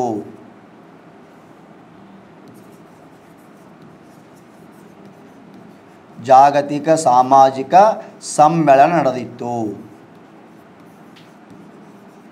ಜಾಗತಿಕ ಸಾಮಾಜಿಕ ಸಮ್ಮೇಳನ ನಡೆದಿತ್ತು. ಈ ಜಾಗತಿಕ ಸಾಮಾಜಿಕ ಸಮ್ಮೇಳನದಲ್ಲಿ 1,000 ಜನ ಭಾಗವಹಿಸಿದರಂತೆ. 2,000 ಜನರಿ 1,000 ಜನ ಭಾಗವಹಿಸಿದರಂತೆ ಬೇರೆ ಬೇರೆ ದೇಶದಿಂದ. ಆ 1,000 ಜನರಲ್ಲಿ ಭಾರತೀಯ ಪ್ರತಿನಿಧಿಯಾಗಿ ಭಾಗವಹಿಸಿದವರು ಯಾರಂತಂದರೆ ಮೇಡಮ್ ಬಿಕಾಜಿ ಕಾಮ. ಯಾರು? ಮೇಡಮ್ ಬಿಕಾಜಿ ಕಾಮ ಅಂತ ಭಾಗವಹಿಸಿರ್ತಾರೆ. ಇಲ್ಲಿ ಭಾಗವಹಿಸಿ ಸಮ್ಮೇಳನದ ಭಾಗವಹಿಸಿರ್ತಾರೆ. ಅದರಲ್ಲಿ ಆ ಸಮ್ಮೇಳನ ನಡೆಯುವಾಗ ಬೇರೆ ಬೇರೆ ದೇಶದವರು ತಮ್ಮ ತಮ್ಮ ಧ್ವಜವನ್ನು ಪ್ರದರ್ಶನ ಮಾಡ್ತಿದ್ರಂತೆ. ಏನು ಮಾಡ್ತಿದ್ರು? ತಮ್ಮ ತಮ್ಮ ಧ್ವಜ ಪ್ರದರ್ಶನ ಮಾಡ್ತಿದ್ರು ಬೇರೆ ದೇಶದವರು. ಅವಾಗ ನಮ್ಮ ದೇಶಕ್ಕೆ ಧ್ವಜ ಬೇಕನ್ನೋದು ಕಲ್ಪನೆ ಕೂಡ ಇರಲಿಲ್ಲ. ಅವಾಗ ಮೊದಲು ಕಲ್ಪನೆ ಬಂತು ಮೇಡಮ್ ಬಿಕಾಜಿ ಕಾಮ ಆಗ್ರಿ ಏನಂತಂದರೆ ನಮ್ಮ ದೇಶಕ್ಕೊಂದು ಧ್ವಜ ಬೇಕು ಅಂತ ಕಲ್ಪನೆ ಬರ್ತದೆ ಅವರಿಗೆ. ಆವಾಗ ಆ ಸಮ್ಮೇಳನದಲ್ಲಿ ಮೇಡಮ್ ಬಿಕಾಜಿ ಕಾಮ ಏನು ಮಾಡ್ತಾರೆ ಅಂದರೆ ಕೆಂಪು ಮತ್ತು ಹಸಿರು ಬಣ್ಣದ ಧ್ವಜವನ್ನು, ಇದು ಗೊತ್ತಿರಬೇಕಿದೆ, ಇದು ಕೆಂಪು ಮತ್ತು ಹಸಿರು ಬಣ್ಣದ ಧ್ವಜವನ್ನು, ಕೆಂಪು ಮತ್ತು ಹಸಿರು ಬಣ್ಣದ ಧ್ವಜವನ್ನು ಮೊದಲ ಬಾರಿಗೆ ಪ್ರದರ್ಶನ ಮಾಡಿದ್ರಂತೆ ಜಪಾನ್ ಜರ್ಮನಿಯಲ್ಲಿ. ಯಾವ ಸಮ್ಮೇಳನದಾಗ? ಜಾಗತಿಕ ಸಾಮಾಜಿಕ ಸಮ್ಮೇಳನದಲ್ಲಿ ಕೆಂಪು ಮತ್ತು ಹಸಿರು ಬಣ್ಣದ ಧ್ವಜವನ್ನು ಪ್ರದರ್ಶನ ಮಾಡಿದರು ಮೇಡಮ್ ಬಿಕಾಜಿ ಕಾಮ. ಅಂದರೆ ನಮ್ಮ ದೇಶಕ್ಕೆ ಧ್ವಜ ಬೇಕು ಅಂಥೇಳಿ ಮೊದಲು ಕಲ್ಪನೆ ಕೊಟ್ಟಿದ್ದೇ ಯಾರು ಅಂದ್ರೆ ಮೇಡಮ್ ಬಿಕಾಜಿ ಕಾಮ ಅಂತೇಳಿ. ಯಾರು? ಮೇಡಮ್ ಬಿಕಾಜಿ ಕಾಮ ಅಂತೇಳಿ. ಹಿಂಗೆ ಅವಾಗ ನಮ್ಮ ದೇಶದ ಧ್ವಜ ಗೊತ್ತಾಯಿತು. ಇದನ್ನೇ ಆಧಾರವಿಟ್ಕೊಂಡು 1912ರಲ್ಲಿ ಪಿಂಗಾಳಿ ವೆಂಕಯ್ಯ ಯಾರೋ ಪಿಂಗಾಳಿ ವೆಂಕಯ್ಯ ಒಂದು ಧ್ವಜ ವಿನ್ಯಾಸಗೊಳಿಸ್ತಾನೆ, ಕೇಸರಿ ಬಿಳಿ ಹಸಿರು, ಕೇಸರಿ ಬಿಳಿ ಹಸಿರು ಅಂತೇಳಿ ಒಂದು ಧ್ವಜವನ್ನು ವಿನ್ಯಾಸಗೊಳಿಸ್ತಾನೆ. ಮೊದಲು ಅದರ ಚರಕದ ಚಿತ್ರ ಇತ್ತಂತೆ, ಅದು ಕಾಂಗ್ರೆಸ್ INC ಚಿತ್ರವಾಗಿತ್ತು. ನಂತರ ಆ ಒಂದು ಧ್ವಜವನ್ನು ರಾಷ್ಟ್ರಧ್ವಜವನ್ನು ಅಳವಡಿಸ್ಕೊಳ್ಬೇಕಾದ್ರೆ ಗಾಂಧೀಜಿ ಹೇಳ್ತಾರಂತೆ, ಆ ರಾಷ್ಟ್ರಧ್ವಜ ಆಗಬೇಕು, ಯಾವುದೇ ಪಕ್ಷಧ್ವಜ ಆಗಬಾರ್ದು ಅಂತೇಳಿ ಗಾಂಧೀಜಿಯವರು ಆ ಚರಕ ಚಿತ್ರ ತೆಗೆದುಬಿಟ್ಟು ಅದರಾಗ ಅಶೋಕ ಚಕ್ರದ ಚಿತ್ರ ಹಾಕಿದಾರಂತೆ. ಯಾವ ಚಕ್ರದ್ರಿ? ಅಶೋಕ ಚಕ್ರ ಚಿತ್ರವನ್ನು ಅಳವಡಿಸಿದಾರಂತೆ ಗಾಂಧೀಜಿಯವರು. ಆವಾಗ ಈ ಒಂದು ಧ್ವಜವನ್ನು ನಮ್ಮ ರಾಷ್ಟ್ರಧ್ವಜವನ್ನಾಗಿ ಅಳವಡಿಸ್ಕೊಂಡಿದ್ದು ಯಾವಾಗ ಅಂತಂದರೆ, ರಾಷ್ಟ್ರಧ್ವಜವನ್ನಾಗಿ ಅಳವಡಿಸ್ಕೊಂಡಿದ್ದು 1947 ಜುಲೈ 27 ಅಳವಡಿಸ್ಕೊಳ್ತಾರಂತೆ. ಹಂಗೆ ಧ್ವಜಾರೋಹಣ ಮಾಡಿದ್ರು ಮೊದಲಲ್ಲಿ ಕೆಂಪು ಹಸಿರು ಬಣ್ಣದಲ್ಲಿ. ಇನ್ನು ಈ ಒಂದು ಮೇಡಮ್ ಭಿಕಾಜಿ ಕಾಮರು ಹೋರಾಟ ಮಾಡುವಾಗ ಒಂದೆರಡು ಪತ್ರಿಕೆ ಬರೀತಾರೆ ಅವರು. ಒಂದು ದಿ ತಲ್ವಾರ್ ಅಂತೇಳಿ, ದಿ ತಲ್ವಾರ್ ಪತ್ರಿಕೆ ಬರೀತಾರೆ. ಇನ್ನೊಂದು ವಂದೇ ಮಾತರಂ ಅಂತೇಳಿ, ವಂದೇ ಮಾತರಂ ಪತ್ರಿಕೆ ಹೊರಡಿಸ್ತಾರೆ. ಇಲ್ಲಿ ವಂದೇ ಮಾತರಂ ಪತ್ರಿಕೆ ಅಂತ ಕ್ರಾಂತಿಕಾರಿ ಬಂದಾಗ ಮೇಡಮ್ ಭಿಕಾಜಿ ಕಾಮ, ಅಲ್ಲಿ ತ್ಯೂರ್ಗಮಿ ಅಂತ ಬಂದಾಗ ಲಾಲಾ ಲಜಪತ್ ರಾಯ್ ಅಂತೇಳಿ. ಇನ್ನು ವಂದೇ ಮಾತರಂ ಗೀತೆಯನ್ನು ಬರೆದವ್ರು ಯಾರು? ಬಂಕಿಮ್ ಚಂದ್ರ ಚಟರ್ಜಿ. ಇವರು ಕೃತಿ ಬರೀತಾರೆ ಒಂದು. ಇವರು ಬರೆದ ಕೃತಿ ಯಾವುದಂದರೆ ಆನಂದ ಮಠ ಅಂತೇಳಿ, ಆನಂದ ಮಠ ಅಂತೇಳಿ ಒಂದು ಕೃತಿ ಬರೀತಾರೆ. ಈ ಕೃತಿಯಲ್ಲಿ ಕಂಡುಬರ್ತಾ ಒಂದು ಗೀತೆ ಅದು ವಂದೇ ಮಾತರಂ ಅಂತೇಳಿ. ಈ ವಂದೇ ಮಾತರಂ ಗೀತೆಯನ್ನು ಇವರು ಬರೆದಿರ್ತಾರೆ. ಅದನ್ನು ಅಳವಡಿಸ್ಕೊಂಡಿದ್ದು 1896ರಲ್ಲಿ ಅಧಿವೇಶನ ನಡೆದಿತ್ತು, ಕಲ್ಕತ್ತಾದಲ್ಲಿ ನಡೆದಿರ್ತದೆ ರೀ. ಯಾವ ಅಧಿವೇಶನದಲ್ಲಿ? ಕಲ್ಕತ್ತಾ ಅಧಿವೇಶನದಾಗ ಅಧ್ಯಕ್ಷರಾದವರು ರೆಹಮತುಲ್ಲಾ ಅಥವಾ ರೆಹಮತ್ ಅಲಿ ಅಂತೇಳಿ ಆಗಿರ್ತಾರೆ. ಇವರ ಅಧ್ಯಕ್ಷತೆಯಲ್ಲಿ ಮೊದಲ ಬಾರಿ ಹಾಡ್ತಾರಂತೆ ವಂದೇ ಮಾತರಂ ಗೀತೆಯನ್ನು. ಇವರು ಈ ಗೀತೆಯನ್ನು ಬರೆದಿದ್ದು 1890ರ ಸಮಯದಾಗ ಈ ಪತ್ರಿಕೆ ಹೊರಡಿಸಿದ್ದಾರೆ. ಯಾರು? ಮೇಡಮ್ ಭಿಕಾಜಿ ಕಾಮ. ಅವ್ರಿಗೊಂದು ಬಿರುದಿತ್ತು, ಇವರನ್ನು ಕ್ರಾಂತಿಕಾರಿಗಳ ತಾಯಿ ಎಂದು ಕರೆಯುತ್ತಾರೆ, ಕ್ರಾಂತಿಕಾರಿಗಳ ತಾಯಿ ಎಂದು ಕರೆಯುತ್ತಾರೆ. ಯಾರನ್ನ? ಮೇಡಮ್ ಭಿಕಾಜಿ ಕಾಮರನ್ನು ಕ್ರಾಂತಿಕಾರಿಗಳ ತಾಯಿ ಅಂತ ಕರೀತಾರಂತೆ. ಇಷ್ಟು ಅಂಶಗಳ ಬಗ್ಗೆ ಗೊತ್ತಿರಲಿ. ಇನ್ನು ಅದ್ರ ಭಗತ್ ಸಿಂಗ್ ಇವರ ಬಗ್ಗೆ ಮುಂದೆ ಬರ್ತಾ ಇಲ್ಲಿ ನೋಡೋಣ. ಹಾಗಾದರೆ ಈಗ ಸರಿಯಾದ ಉತ್ತರ ಯಾವುದಂದ್ರೆ ಕೇಳಿದ್ದು ವಂದೇ ಮಾತರಂ ಕ್ರಾಂತಿಕಾರಿ ಪತ್ರಿಕೆ ಹೊರಡಿಸಿದವರು ಮೇಡಮ್ ಭಿಕಾಜಿ ಕಾಮ ಅಂತೇಳಿ.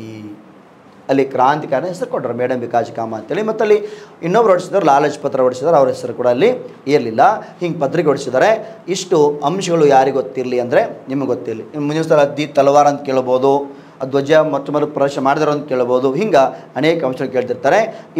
ಈಗ ಸರಿಯಾದ ಉತ್ತರ ಮೇಡಮ್ ಭಿಕಾಜಿ ಕಾಮ ಅಂತೇಳಿ ಬರ್ತದಂತೆ. ಹಾಗಾದರೆ ಇಷ್ಟು ಒಂದು 7 ಕ್ವಶನ್ಗಳನ್ನು ನಾವು ಇವತ್ತಿನ ತರಗತಿಯಲ್ಲಿ ಓದಿದ್ದೀವಿ. ಇನ್ನು ಇದರ ಮುಂದಿನ ಭಾಗವನ್ನು ಮತ್ತೆ ನಾವು ನಾಳೆಯ ತರಗತಿಯಲ್ಲಿ ಸರಿಯಾಗಿ 5 ಗಂಟೆಗೆ 5ರಿಂದ 6 ಗಂಟೆಗೆ ಲೈವ್ ತರಗತಿ ಇರ್ತದೋ ಆ ಕ್ಲಾಸನ್ನು ಮಿಸ್ ಮಾಡದೆ ನೋಡ್ರಿ ಅಂತ ಹೇಳ್ತಾ ಇವತ್ತು ತರಗತಿ ಇಲ್ಲೇ ಮುಗಿಸ್ತಾ ಇದ್ದೀನಿ. ಇನ್ನು ಮುಂದಿನ ಭಾಗವನ್ನು ಮುಂದಿನ ತರಗತಿಯಲ್ಲಿ ನೋಡೋಣ. ಧನ್ಯವಾದಗಳು.